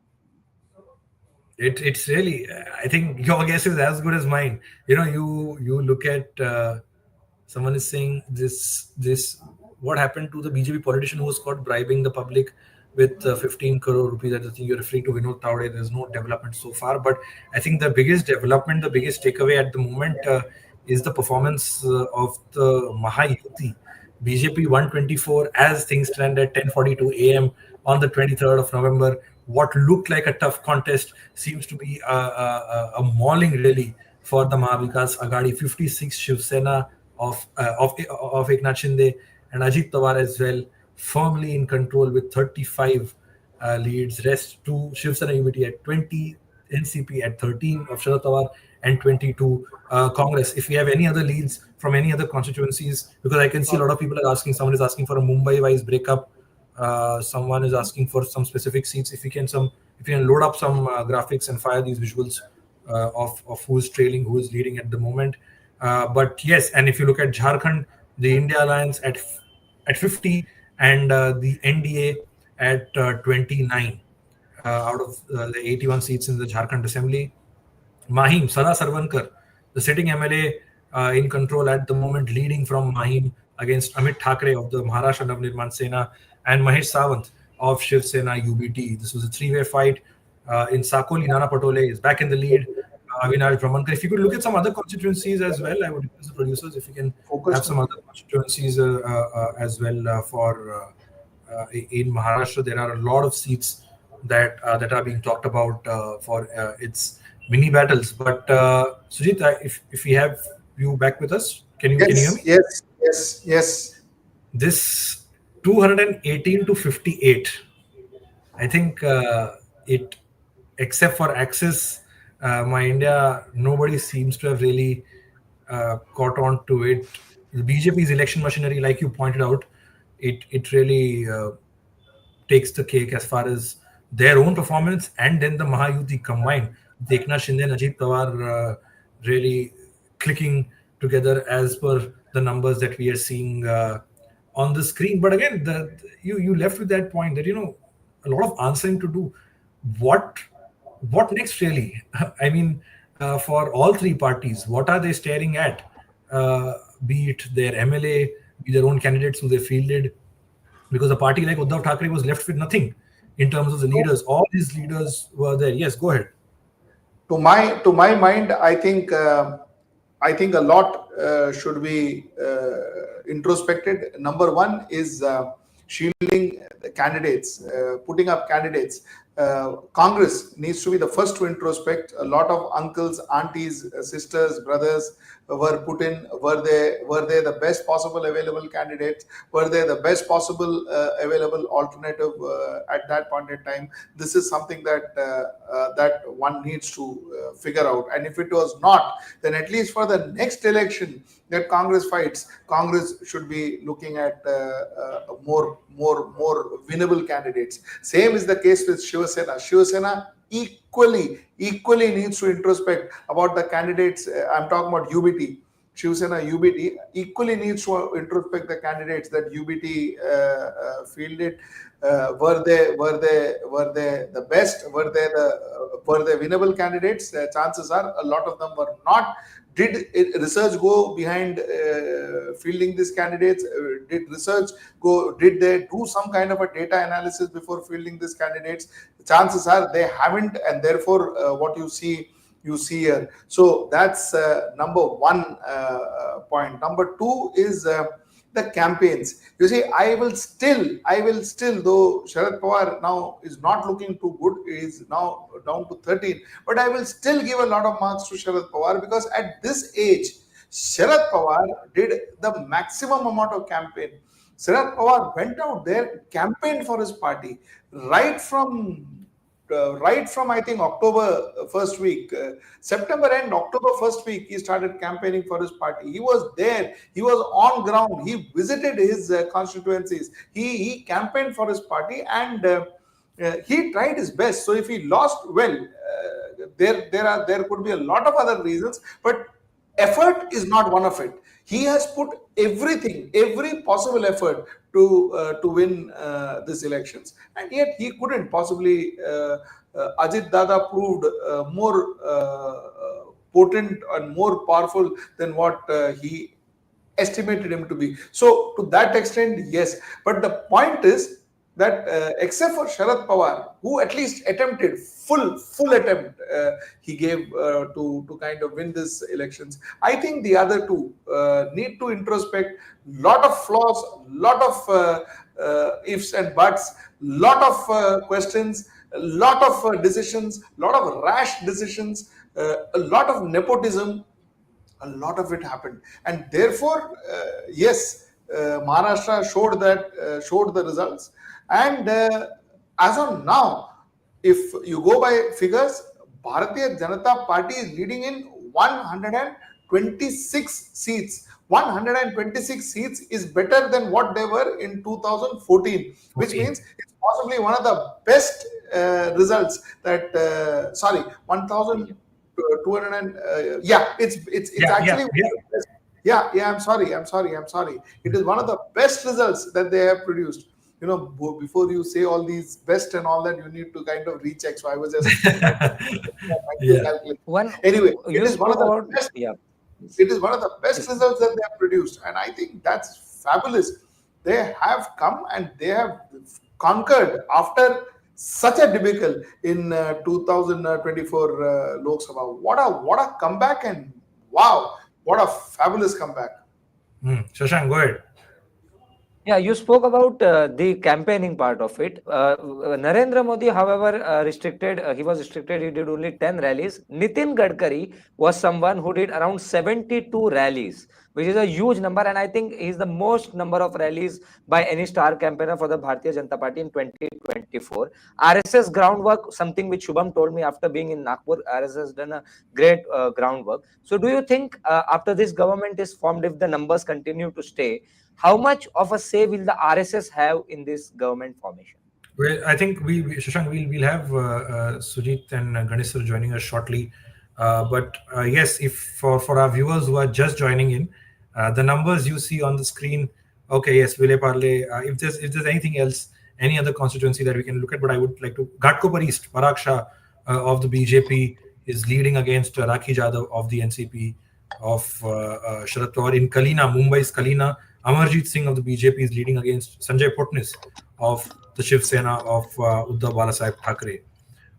Do we have anything else? Okay, Vadala Kalidas Puramkar is leading against Shraddha Jadhav of the Shiv Sena, Uddhav Balasaheb Thackeray.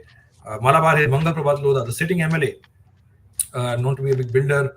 Mangal Prabhat Lodha is of the BJP. He's leading against Bherulal Chaudhary of the Shiv Sena, Uddhav Balasaheb Thackeray. But for our viewers who are just joining in, the numbers you see on the screen really tell a story. 220 for the Mahayuti versus the NVA at 56. And I can already see some, in Karad South at the moment, some reports suggest that Prithviraj Chavan is trailing with about 1,500 odd votes against Atul Bhosle of the BJP. Remember, Prithviraj Chavan, former Chief Minister of Maharashtra, tall leader of the Congress. He is the sitting MLA from Karad South, and he was facing Atul Bhosle. In Vikroli, Sunil Raut is the brother of Sanjay Raut. He's leading from the Shiv Sena UBT group. Suvarna Karanje of the Shiv Sena is trailing at the moment in this constituency of Mumbai. Ganesh sir, if you have Ganesh sir and Sujit back with us and they can hear us, how big, because I visited Nagpur and I had come and share that feedback as well, that the RSS is back on ground, spreading the campaign message, helping the BJP, something that it was possibly not as efficient or not seen at all in the Lok Sabha than what we saw. To both of you gentlemen, whichever way you look at it, how big was the role of the RSS in the numbers that we are seeing for the BJP? That's about 125 at the moment. Yeah. Okay. Sorry, just a second. I think you're on mute. Yeah, go ahead. Yeah. When what we observed during Lok Sabha elections was RSS was a little lukewarm as far as their activities in Maharashtra was concerned when it was they were campaigning. But this time around, for Maharashtra Assembly elections, RSS was highly active, and they had put all their cadres on tenterhooks to campaign for not only for BJP but both Eknath Shinde and Ajit Pawar faction.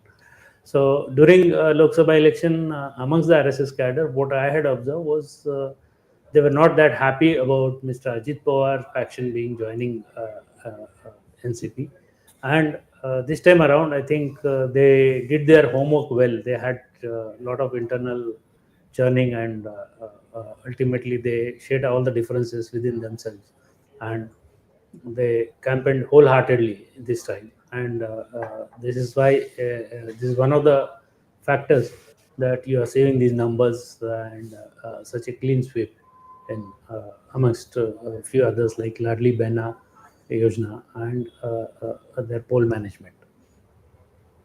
Right. Sujit, you want to add to it? See, RSS definitely played a very vital role, Shubham. There is no question about it, for the simple reason that RSS was not very happy with Bharatiya Janata Party during the Lok Sabha elections, and the result was in front of you. RSS patched up with Bharatiya Janata Party for the Vidhan Sabha elections, and the result is in front of you. So the fact is, it is no rocket science. It's a very simple analogy that when RSS is with BJP, BJP tends to do well. When RSS is not with BJP, BJP doesn't tend to do well. Now, this is precisely what possibly Dr. Mohan Bhagwat wanted to kind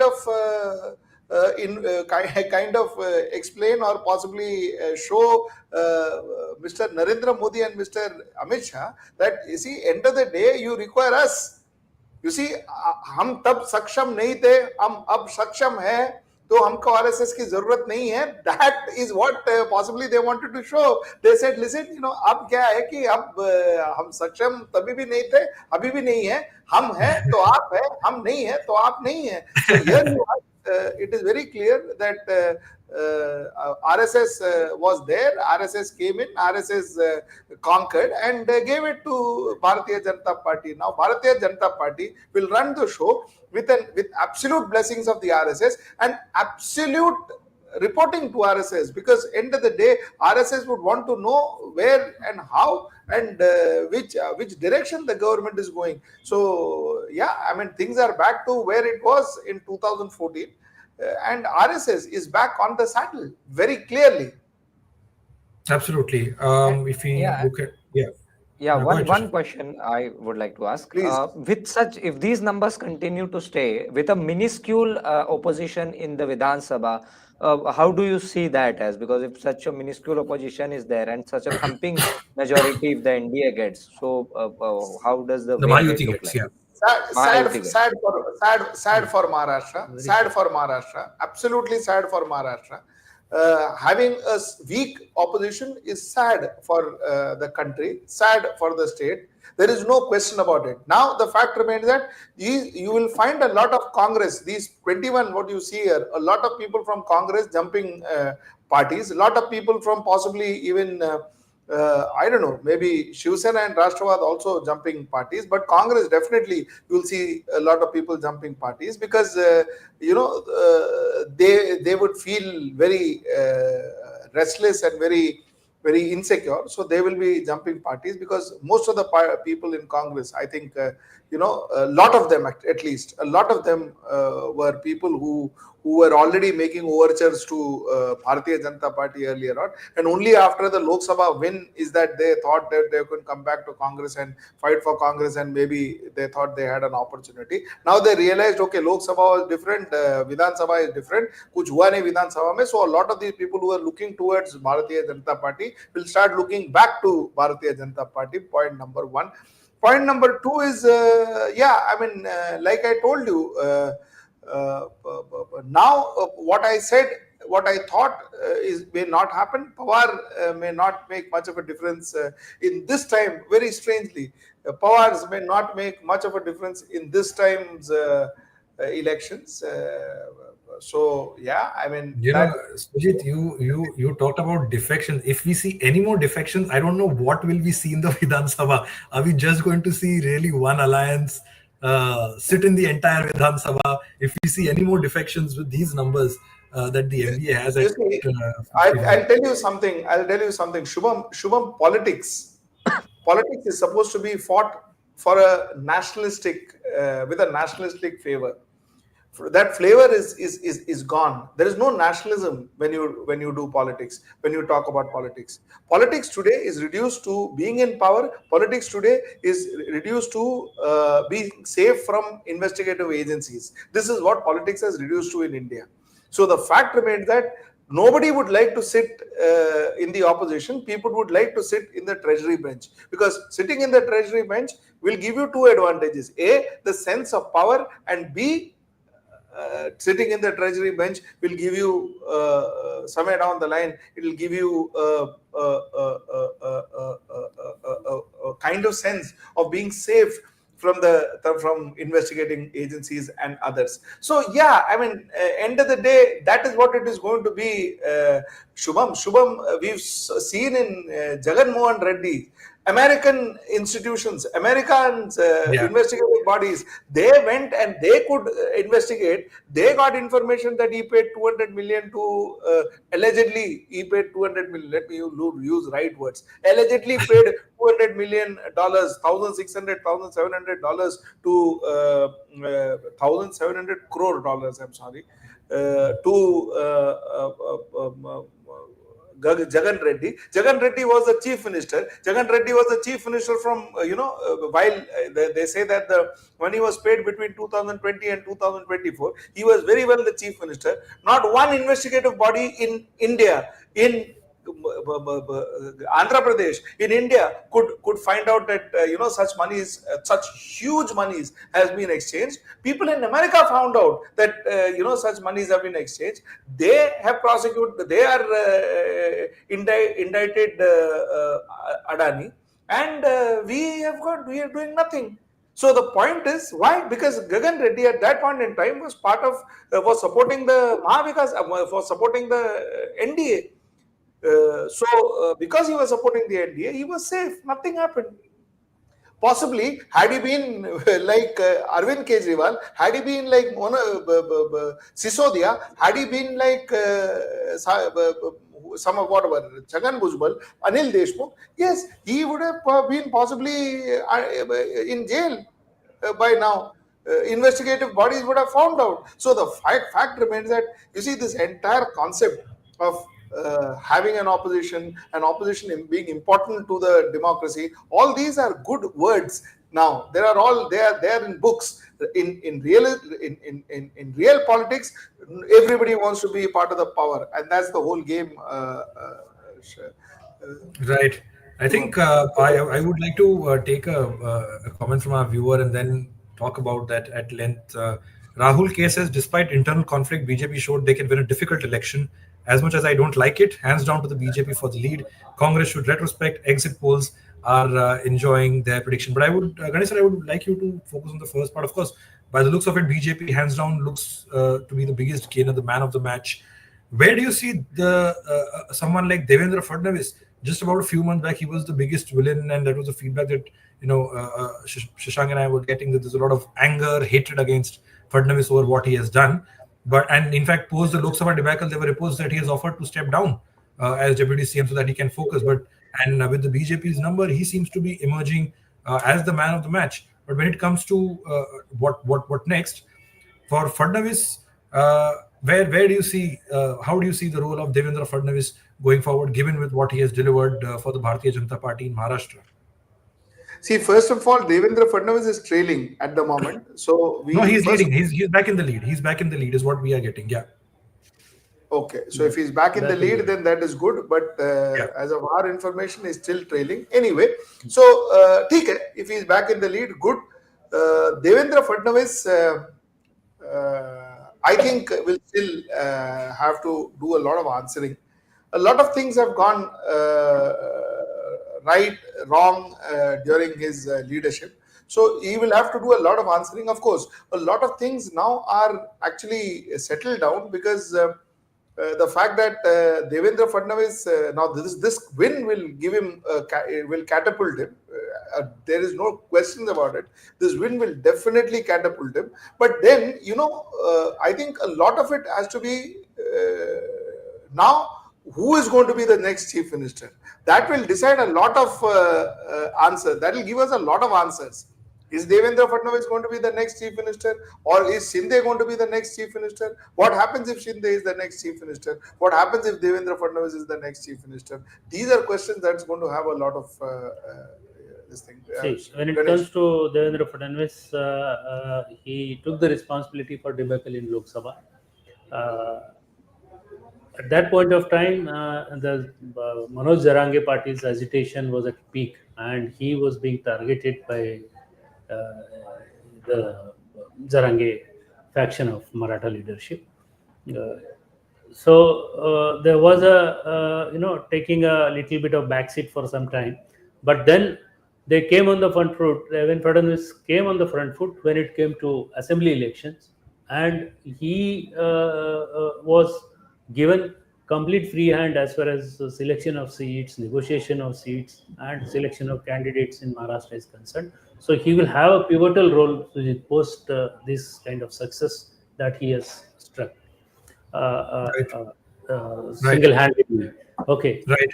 I personally believe that BJP has given enough opportunity to Eknath Shinde, despite having less numbers, to be chief minister. And this time around, BJP will put their foot down and be very dominant force in the government. And chief minister would always be from BJP. That is what I believe.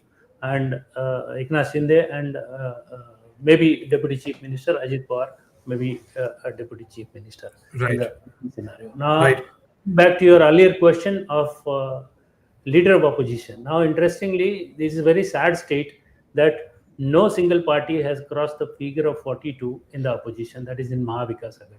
Okay, they're trailing around 20. Now, to be the leader of opposition, you need 15% of seats. That is 42. So you may have an assembly in Maharashtra where there is no leader of opposition. Like it happened in Lok Sabha Yes, post Right. 2014. In fact, yeah. So that's going to be a very sad thing for Maharashtra, Right. because you also need to have a strong opposition in a politically vibrant state like Maharashtra, and that's what is a bad news as far as Right. performance of Mahavikas Aghadi is concerned. So at least there should be 42 seats to claim the leader of opposition post for any single party. Right. We have, I think, Matthew Anthony from the Congress. He is joining us. If we can, do we have him on the call? Yes, there he is. Good morning, sir. Thank you so much for taking out the time. At the moment, it seems one-way traffic, Mahayuti all the way. The Congress seems to have a lot of answering a lot of question marks over it. How do you see this? The trend is unexpected completely. I would say that one. However, leads cannot determine the final result. So I will request your patience till around 3 p.m. to have the final judgment on how it is looking like. But however, the trend is not looking positive at all.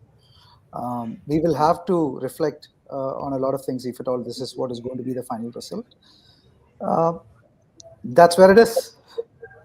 Where does the buck stop then? Will there be question marks over Nana Patole, the state chief, the likes of Varsha Gaikwad, who was the Mumbai Congress president, or does the buck stop with the Gandhis for not proactively campaigning enough in a state like Maharashtra, where that is so politically crucial to each political party? Where does the buck stop there? See, it's too premature to kind of put the accountability. First, we'll have to see the final results, the vote share, the region-wise performance, and then we will have to look into how, where, and what exactly got wrong with us collectively. See, if the results continues like this or the trends continues like this, then that's a serious question which we will have to reflect upon, because this is completely in an unexpected way, which we have been looking at this. We were very confident of forming a government with around 15 to 25 seats of majority. And if at all we are coming to these numbers, then that is something which is serious for us to reflect upon. And it is a collective responsibility. There's no point in pinpointing one particular leader in this, because that's the most easiest way of looking into the performance. However, we will have to collectively look at it as an organization on why we have performed like this, and an alliance on collectively where we have missed the messaging or the narrative part of it. And we possibly might have some other things, some other thoughts coming out also. So let us wait till the evening to come on a complete conclusion before we make a complete conclusion on what it is like. Matthew, hi. Matthew, hi. This is Sujit. This is Sujit here. Matthew, how are you? Can be better. Can be better, of course. Matthew, listen. Let's take this as is. See, the fact remains that the trend is not going to drastically change. Trend would have changed had it been 140, 170. Then trends would have changed. But today, now we are talking about almost 217 and MBA 57. This trend, till date at least, has never changed drastically to the other side. So we can more or less be very clear that Mahayuti is forming the government. And most importantly, Bharatiya Janata Party currently looks at 128, which is the largest number of seats that they have ever won in assembly election in Maharashtra. 222 was what they won in 2014. So the fact remains that Bharatiya Janata Party is in a roll. Now the point is, there are few things that comes very clearly. Number one is the way candidates were selected. This doesn't actually require rocket science for us to go back and figure out certain candidates who were pitted against star campaigners, star candidates, were people whose name was also not known in the constituency. Do you think that was a mistake? And that was definitely a mistake of people like Varsha Gaikwad and Patole, who screened the name and who approved these names? Sujit, I agree with you that the trends cannot be reversed.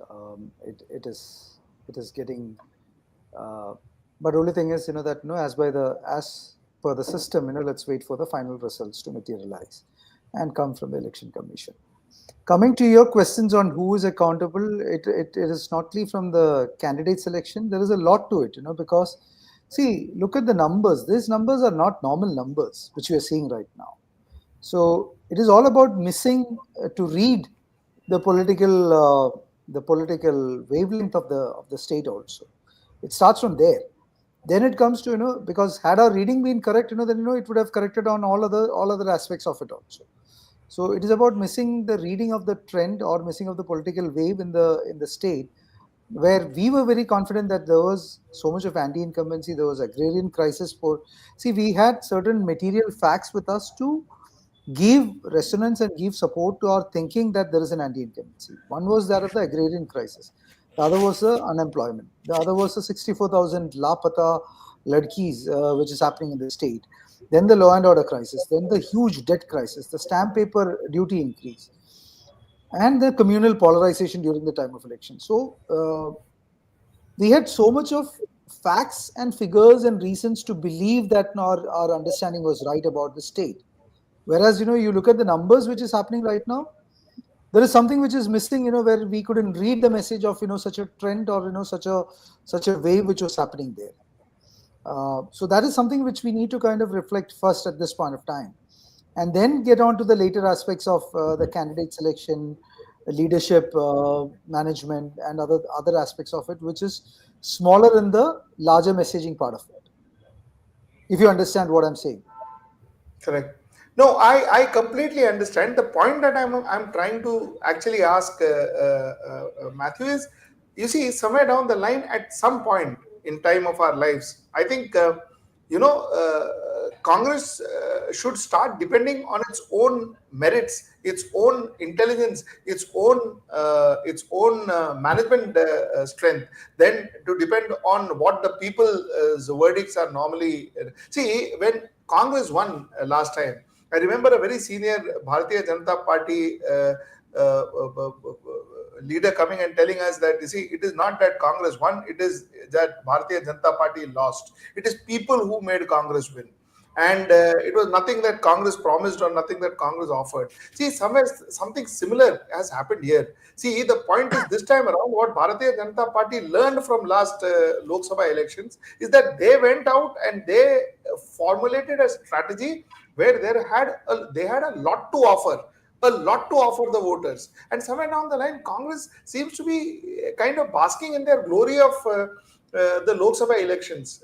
And then here, the result. Because end of the day, I think as a professional, Matthew, you will agree, 20 seats in Lok Sabha, which is lesser than what you got in last Lok Sabha, 20 seats in Vidhan Sabha, which is lesser than what you got in last Vidhan Sabha, which was 44. I mean, people has actually rejected Congress rather than, voted for Bharatiya Janata Party, who is now somewhere in 128. Sujit, I'll answer you, but it will take a couple of minutes. Sure. What I'm saying is, that this is an academic exercise also and a political exercise also. The academic exercise is that when and how the people are voting. You look at it like this, BJP is taking the entire politics as business. And how they're doing it as business, it is a middle class which is suffering, and they are not touching that customer segment, if you really look at the business. One is the rich they are taking care of. They make the entire national policies, which will favor the rich. Even the state's business policies also. Then they take care of the bottom layer, which is the largest voting percentage of the bottom layer, which is the poor and the one with freebies. According to the state, after state, they are doing that one. Whereas, if you look at the DBT transfers, we were the first in the country to do the MGNR EGA, to do the DBT transfers and, the welfare schemes, from that particular aspect of it. Now, coming into the political aspect of it, Congress is still believing that we should fight with the alignment of the Constitution, the principles of the Constitution, the social justice, as well as the as well as the larger issues of the society, which comprises of all, versus a business strategy of the BJP. They also did business strategies in their communication. They did polarization of the Muslim community by trying to focus, the division between the Muslims and the Hindus. Then they tried to appease the Muslim community with the madrasa, increased salaries of the madrasa people. So on a larger communication, they tried to unify the extreme fundamentalist Hinduism view by saying that no, we don't want the Muslims, which is around 8 to 11% of the population or the voters in the state. At the same time, they in a mistress way, they handle the madrasa teachers. Whereas, Congress is not that shrewd in terms of, doing it as a business, but as a politics. So whether now the question is, for winning the election, whether we should forego our political convictions and to take a business strategy like that of a BJP, or still fight on the political principles itself, irrespective of the win and loss, is what we are kind of, we need to debate on that. That's my answer. That's my small answer to a larger question which you have posed. Matthew, I have a small point of view on that. So you see, what you are essentially trying to say is we, the voters of Maharashtra, we don't bother about constitution. We don't bother about, we don't bother about our middle class, our lower middle class. But we, the people of Maharashtra, are only bothered about, freebies. We, the people of Maharashtra, are only bothered about, appeasement. And we, the people of Maharashtra, are only bothered about, possibly communal strategies that BJP has taken. That's what you're trying to tell us. Because somewhere down the line, Sujit, I'll just step in for a minute. I'll just complete. One more second. That the message, because Maharashtra has given you at the moment 19 seats in you're leading, but when it comes to Jharkhand, the story is different. Jharkhand, NDA is 28 and India Alliance, that is JMM and you guys, are 50. So what you are essentially saying is Jharkhand has accepted constitution, Jharkhand has accepted middle class, upper middle class, lower middle class strategies that you're doing. All of that, Jharkhand has accepted it, Maharashtra is not. I mean, does that sound right? No, Sujit, I'll clarify to you that Please. I'm not accusing the people of Maharashtra. Let's say that in terms of the messaging, what we promised to the people of Maharashtra and what we promised to the people of Jharkhand, by and large, the principles are the same of that promise. Okay, but when it came to Maharashtra, our messaging or the perception of what we are putting across to the people for a good governance, despite the fact that the state is in a debt crisis of 7.76 lakhs crores as of today, as well as a lot of other law and order issues, poverty issues, agrarian crisis, and all of the things like that, our message is not reached in the proper manner, where the perception of our messaging has not got it right, if at all you look at it, because we have not diluted the message of Jharkhand versus Maharashtra. Our principles of messaging and our principle of governance offer was the same. Whereas Jharkhand received it better. Whereas, in Maharashtra, our messaging didn't find a place with the people, is what I should assume, going by the trend of the numbers which I'm seeing records. Because, you cannot blame the voters at any point of time for any of your performance. Because the voters, are the ultimate people to whom we are trying to serve. So when we are putting up a message, they have a reality on this side. They have a promise from this side, and somewhere our perception on that promise, didn't cut well with the voters, is what I would rather assume at this point of time, when we see the numbers which is happening in front of our screen. So, Matthew, what do you think? This is actually just a hypothetical question, but all the same, what do you think Rahul Gandhi must be thinking at the moment, and Mr. Kharge? What do you think they will be thinking at the moment? See, I'm not the one to kind of I'm not an astrologer to say that what they are thinking. But at the same time, politics is not going to end by an election. Okay, they are very senior leaders, and they will be thinking for the people and the party. I would always say that it is the people first, the party second, and that's how they will think. And then what did we see? Because all our efforts were intended to serve the people of Maharashtra well. And if that message, we were not able to communicate, then we have to reflect on how we can convince the people. That will be the larger question in their mind, and also on how about the organization should be structured in that particular manner to kind of get this messaging right to the people. So that's and my last question, Matthew, is Ramesh Chennitala. How do you think his career will shape up from here after such a debacle in Congress?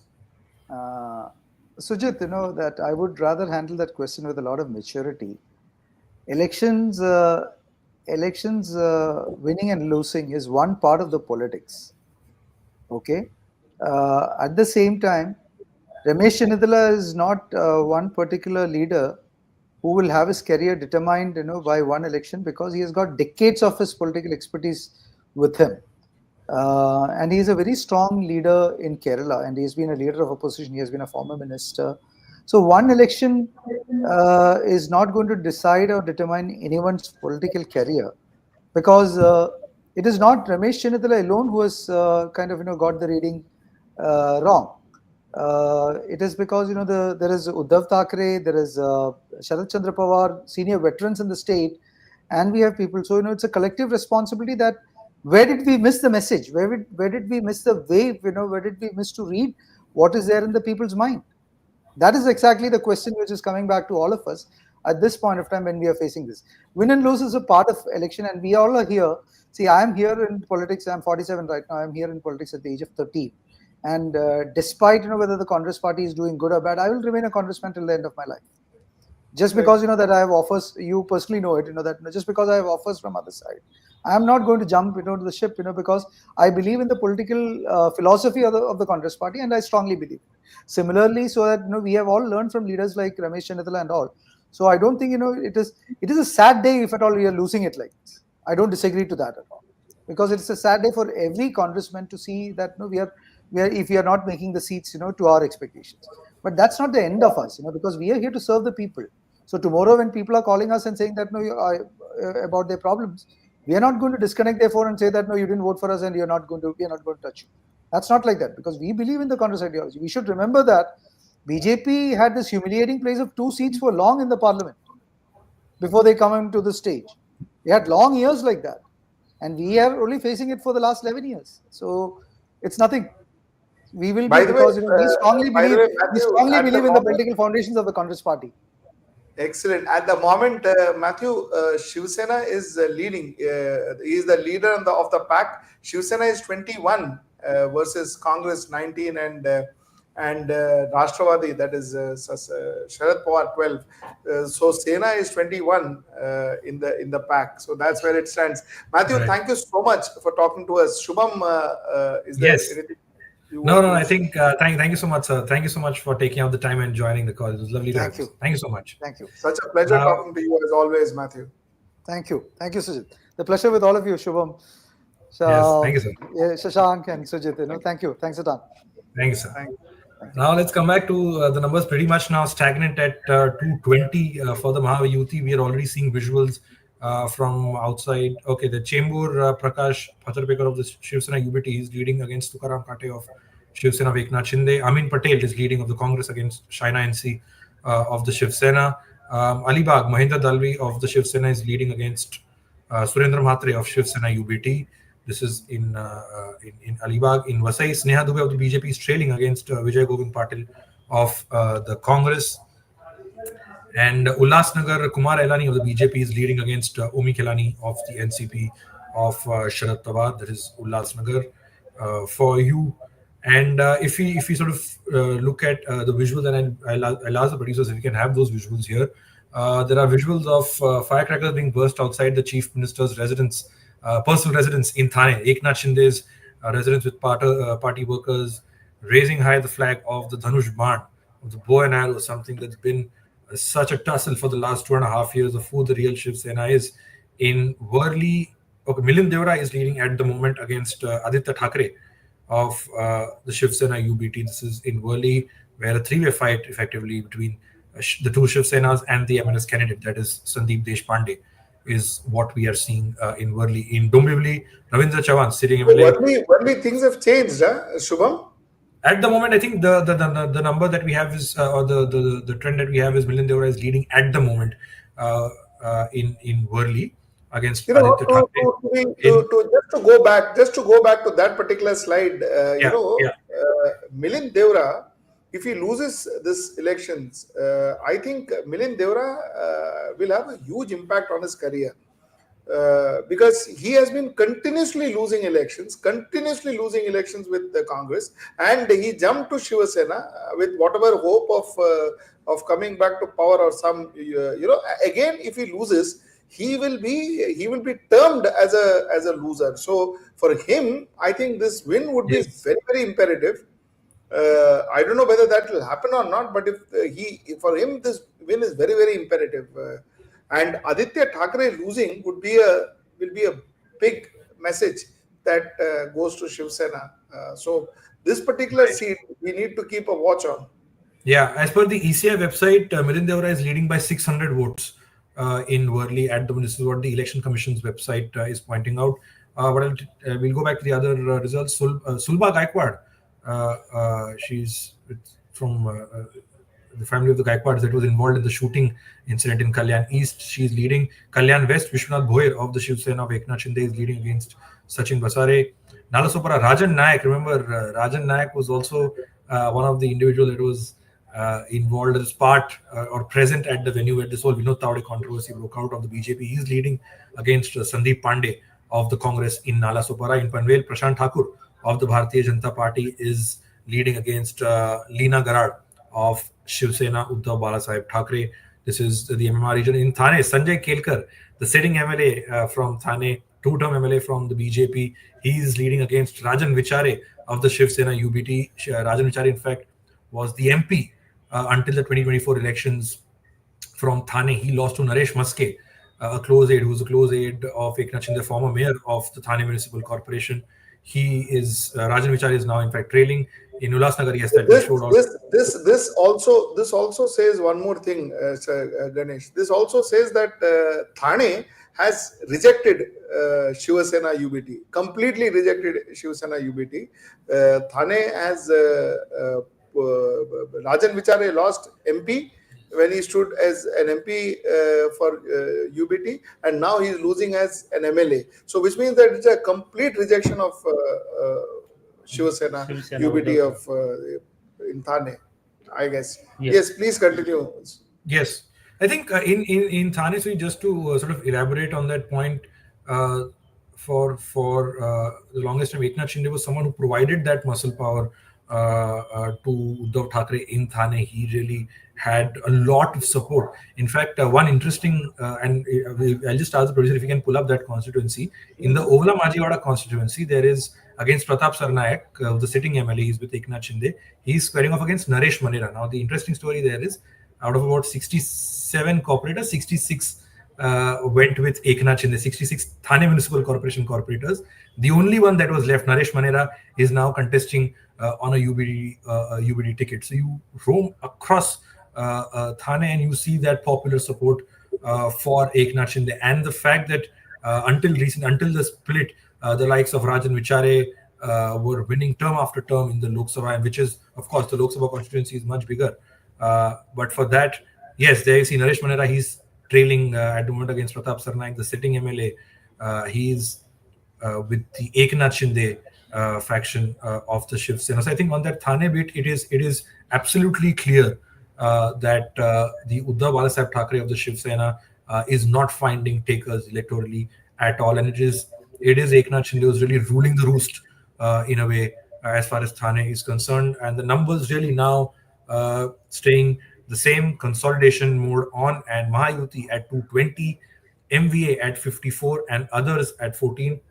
If you can have a party-wise breakup on the screen, that will make the picture clear, and it hands down, it's the Bharatiya Janata Party that is way ahead, in fact, so as the leads that are in currently ahead of even their 2014 final tally, and that is where things stand. Back in Jharkhand, the NDA is at 30, and the India Alliance is at 49. They're above the majority mark, so in a comfortable position there as far as Jharkhand is concerned. But Maharashtra seems like an absolute done deal in favor of the Mahayuti and Nagpur Southwest. Yes, Devendra Fadnavis his lead is now over 7,000 votes, is what we are picking up.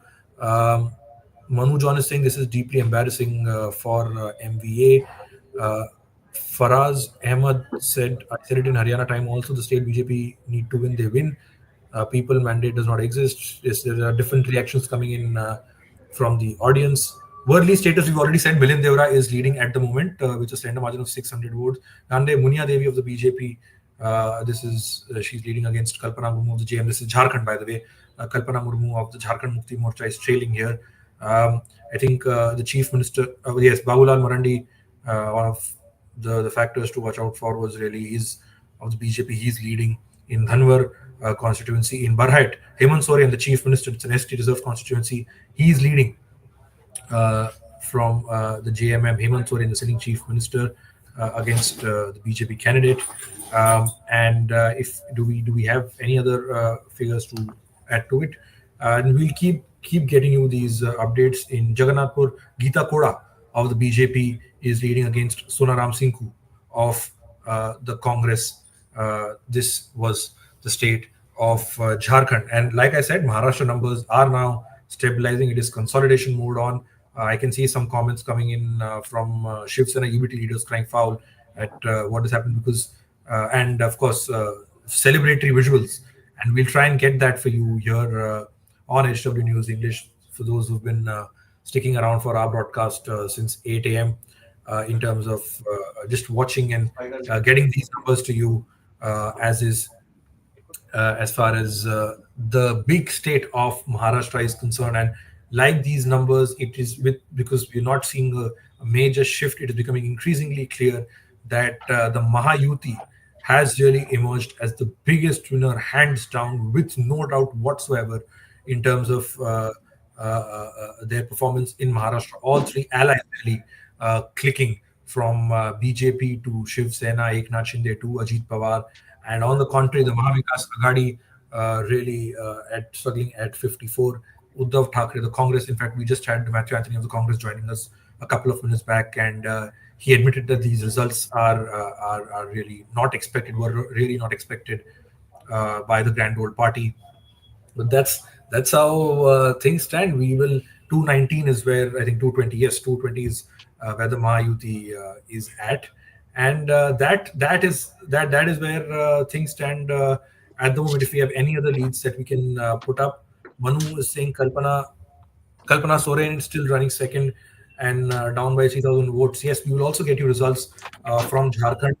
What we are picking up, that Prime Minister Narendra Modi is likely to be at the BJP headquarters this evening to possibly address the BJP cadre in the national capital because of what we are seeing here. While Maharashtra was the big state where all eyes were on Maharashtra, what the BJP, not only the BJP for that matter, what the Mahayuti and how close this contest really is between the Mahayuti and the Mahavikas Aghadi. But now there are some visuals as well of Devendra Fadnavis, the BJP leader, and celebratory visuals of cadres from the Bharatiya Janata Party and the Eknath Shinde-led Shiv Sena. Of course, going forward today, we'll also have a statement from these leaders, what next on government formation. And going back to Ranchi, CP Singh of the BJP is leading against Maua Maji of the Jharkhand Mukti Morcha. Seraikala, Champai Soren, former chief minister of Jharkhand, when Hemant Soren had to resign and he went behind bars. Champai Soren was known to be a loyal aide of Hemant Soren. He became CM, but once he was back, things changed and Champai Soren went to the BJP. He's leading in Saraikela, which is an ST reserve constituency, against Ganesh Mahali of the Jharkhand Mukti Morcha. Jamtara, Sita Murmu of the BJP is leading against Dr. Irfan Ansari of the Congress. This is for the state of Jharkhand. And for Maharashtra, we'll load up some more seats that we have coming in, the leads for which we have for you at the moment. And 15 others is where Maharashtra stands, 57 for the Mahavikas Aghadi and 216 for the Mahayuti. I think, Shashank, you can also correct me, I don't remember in recent history, Maharashtra was such a one-side result, 200 plus. One exit poll just stuck his neck out and said 200 plus, and this really seems to be the case as it was projected by XMind. I guess I'll take the name of the pollster as well. He was who got Haryana and Lok Sabha wrong, and there was a lot of flack for getting those two results wrong. And now there were, I believe there were a couple of pollsters who had said that 195 was what one pollster said. Access was perhaps the only that I think it was the only pollster that said that 200. What happens to exit polls? Their credibility. It's a call that you, the viewers, I think should take. Yes, Maharashtra BJP chief Chandrasekhar Bawankule is meeting Devendra Fadnavis, is what we are picking up. Now all eyes will be on government formation, what the next move of the Mahayuti will be, and what happens in New Delhi with the BJP High Command, and what happens between the three leaders of the Mahayuti in the state of Maharashtra. That's Devendra Fadnavis and Eknath Shinde and Ajit Pawar in Wayanad. Priyanka Gandhi Vadra, of course, leading with about 20,000 plus votes. That margin, I think, has gone up significantly. Priyanka Gandhi Vadra of the INC, she is leading against Navya Haridas and the other candidates that are in Wayanad. That's a seat that was vacated by Rahul Gandhi after he ended up winning both Wayanad and Raebareli. That was the call that he took. And Priyanka Gandhi is heading for her debut win. And yes, that really has the that's how really things stand. Mahayuti heading towards a landslide. Sujit, I think one factor that we I think should also talk about is the fact that how the BJP has gone about its campaign. Till the last day, till I think voting day, there were full front page ads with BJP, Devendra Fadnavis, Narendra Modi, and all their leaders. And "Batoge to katoge, ek hai to safe hai."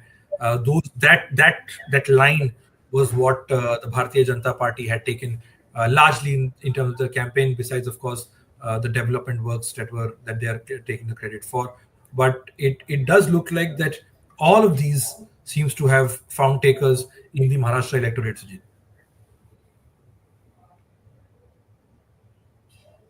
Can you hear me? I can't. Please tell me once again. Yes, I was saying that if you look at BJP's campaign, if you look back at BJP's campaign over the last few weeks, Prime Minister Narendra Modi did take a few rallies here and there. Amit Shah as well, Home Minister Amit Shah had also taken a few rallies. The whole "Batoge to katoge" slogan, the whole "Ek hai to safe hai," all of these slogans seems to have worked. The BJP was going full throttle with their.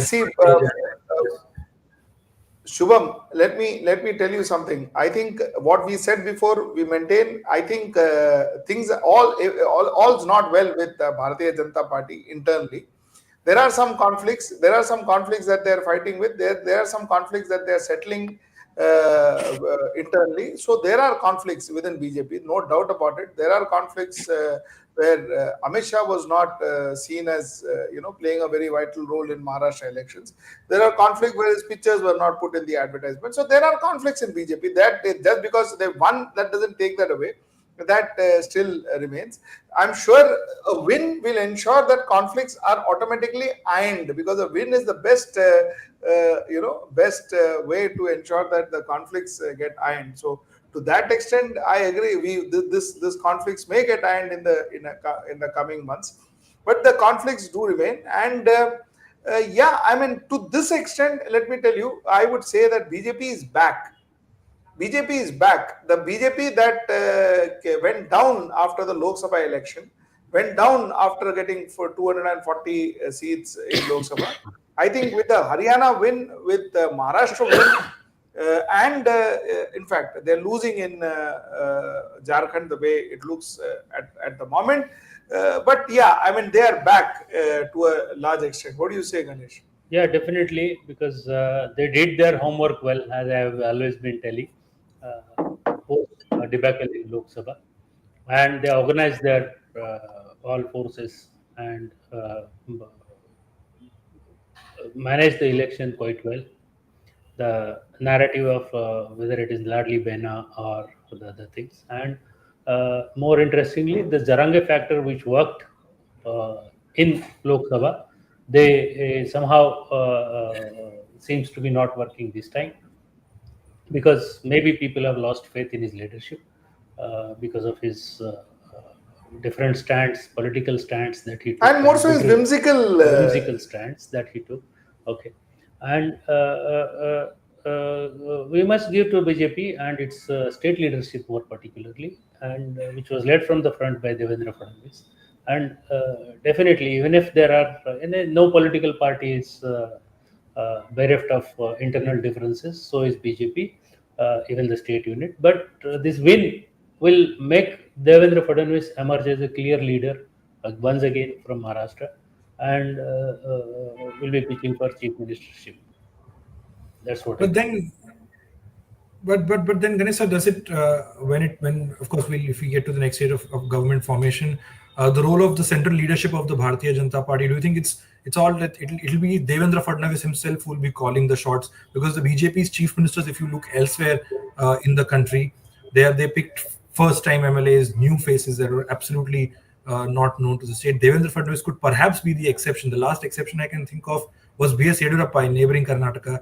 Do you think Devendra Fadnavis will be the exception to that rule that the BJP, unsaid rule that the BJP has seen in the Modi Shah era? Yeah, I do feel it. He'll be an exception because BJP has paid a price for paying around, playing around their own politics in Lok Sabha, and they have learned their lessons well. So I feel BJP will definitely make an exception when it comes to selecting a chief ministerial candidate, because Maharashtra, unlike other states, it is country's economic powerhouse. So you cannot have a fresh face and just lead the unknown face to lead a party as a chief minister, or the alliance as a chief minister. So for this state, there will always be an exception. And since I believe Fadnavis was given complete free hand to lead the campaign, to organize the seat sharing arrangement, to manage their own candidates and everything per se, I think that will still continue, and they will make an exception compared to what happened in Rajasthan or Madhya Pradesh post elections. See, right. I still have a feeling that Shinde factor will play up. I know that Bhajapa's numbers are pretty strong now, so they may not really kind of bother much. But the fact remains that Shinde factor is going to be still lurching the overall political scenario in Maharashtra. Shinde has been seen as a good chief minister. Shinde has come through as a good chief minister. Shinde has kind of been told that, in fact, Amit Shah had said that Maharashtra will fight Shinde, will fight under the leadership of Shinde in 2024, and will have a BJP chief minister in 2029. This is what Amit Shah had said. So, yeah, I mean, come to think of it, it looks as if Shinde factor may also play the role. Like we said, Ganesh, I think there is a lot of things that's going to happen starting today. What Shinde is going to play, what role Shinde is going to play. Is he going to relegate himself to deputy chief minister, or is he going to kind of stick on to the post, so on and so forth? See, when it comes to politics, Sujit, BJP has given enough leeway to Shinde when his numbers were less in the last tenure. Correct. And now they have the the first right of refusal, if you say to say, because the numbers are 126 now, and there will be a strong pressure from BJP MLAs from Maharashtra that they should be pitching for chief minister's position to the central leadership. And for all you know, if you see, there has been a little bit of, if you decode their working for last 2.5 years, you must have tracked that there is a little bit of cold war between Shinde and Fadnavis going on while running the government. Now Fadnavis would also want to score a point with their leadership, saying that now, come what may, whether I become chief minister or not is important. BJP should be having the chief minister's post. because they have given enough opportunity to Shinde, and now they have 5 more years to go to assembly polls. So there is a lot of water that has flowed down in the this thing in between the statements that Amit Shah made and the result that has come out now. So definitely BJP will be pitching for chief ministership. That is my individual opinion as of now. I think that Cold War will be something that will be very interesting to see how that plays out, because I think one thing with Shinde that we saw in the Lok Sabha, that he's a very shrewd negotiator. He was able to take 15, 16 Lok Sabha seats during that summer of 2024. And yes, these are the bipoles. In fact, before I'll come back to that point, these are the UP bipoles. Sumbul Rana of the SP, she's trailing against Mithilesh Pal of RLD in Mirapur. UP bipoles, like I said, bipoles in different states as well. Kundarki, Ramveer Singh of the BJP is leading against Mohammad Rizwan of the SP. And if Ghaziabad, BJP candidate leading against the Samajwadi Party. Remember, the UP bipoles are also a litmus. It may be very small in terms of if you juxtapose it with the Maharashtra assembly election. In Khair, Surendra Dilair of the BJP and Charuk Kain, it's the BJP candidate who's leading at the moment. In Karhal, Tej Pratap Singh of the SP is leading against Anujesh Pratap Singh. In Shishmu, Naseem Solanki of the SP is leading against the BJP candidate. And if you in Phulpur, it's the BJP again that is leading Deepak Patel. In Katehari, it's Shobhavati Verma leading against Dharmaraj Nishad of the BJP. In Majawan, Shujismita Maurya of the BJP leading against the SP candidate. And yes, so like I was saying, the UP bipoles itself also have, if you look at it in terms of scale, it may not possibly match up to a Maharashtra assembly election, the 9-10 seats in UP bipoles, but it's a separate litmus test for the chief minister of Uttar Pradesh there, Yogi Adityanath, after the Lok Sabha debacle, where the Bharatiya Janata Party took a severe beating in the biggest state in terms of Lok Sabha seats. There was a lot of chatter of a rift possibly between Mr. Yogi Adityanath and Prime Minister Modi, Mr. Yogi Adityanath and Keshav Prasad Maurya, who was his deputy there. And the bipoles were seen as a litmus test for Chief Minister Yogi Adityanath to sort of regain that hold he has over the state of Uttar Pradesh and the state unit in there. So that is something in the UP bipoles as well. You see BJP leading on 5, SP at 3, and RLD at 1. Very interesting there, and it'll be Manikandan Singh will make Eknath Shinde the CM of Maharashtra, in my view. Yes, we were just talking about that aspect, and there are now videos, and my apologies, there are a lot of speculation as to which way, what is the next step, and the shrewd negotiator that I was talking about, that is Chief Minister Eknath Shinde.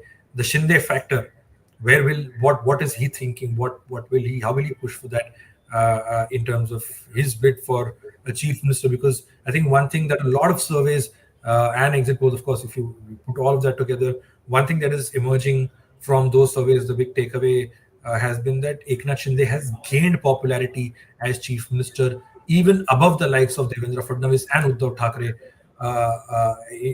in the last 2.5 years, which is with him as the chief minister of Maharashtra. So very interesting in terms of popularity, and that is the feedback that I got as well on ground, that while there may be other issues, Chief Minister Eknath Shinde as Chief Minister was something that really clicked with voters in several parts of Maharashtra. Will the BJP, like Sujit and Ganesh are saying, will the BJP put its foot down and say that no, I think it is time for Devendra Fadnavis? And how will that sort of jugalbandi work? Will someone like an Eknath Shinde agree to be the deputy to Fadnavis? Or in fact, if you see in 2022, Devendra Fadnavis, he was the chief minister from 2014 to 19, and he had to be the deputy in 2022 once Eknath Shinde became the chief minister, who was once upon a time his cabinet minister. So very interesting dynamics as far as Maharashtra is concerned. The numbers again, static and consolidation mode, 218. So I think, Shubham, I think we should take a break, because the number is now more or less static. It is not changing. It doesn't look like it is going to change much. So let's take a break. Let's come back after an hour's time, and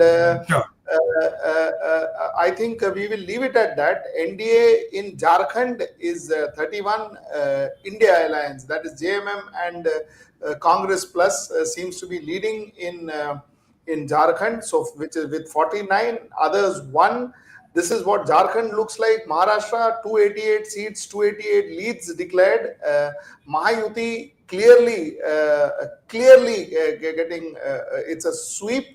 218 Mahayuti, MVA 57, and others 13. This is where this is what Maharashtra looks. I don't think picture is going to be very different, or there's going to be any drastic change, I guess. But yeah, this is what the picture is looking, and I think we should take a break.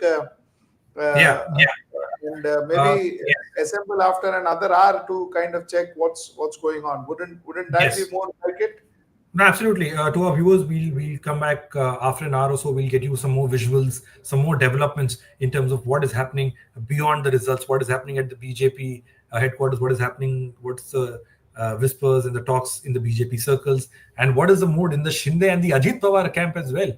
And we'll get you all of that and some more analysis to dissect what has been one of the most fascinating results. 2024 was the year of surprises, and the Maharashtra results surely haven't let any of those surprises fade away. So stay tuned to our channel, stay tuned to our live stream. We'll be back with all the latest developments shortly, only on this channel, HW News English.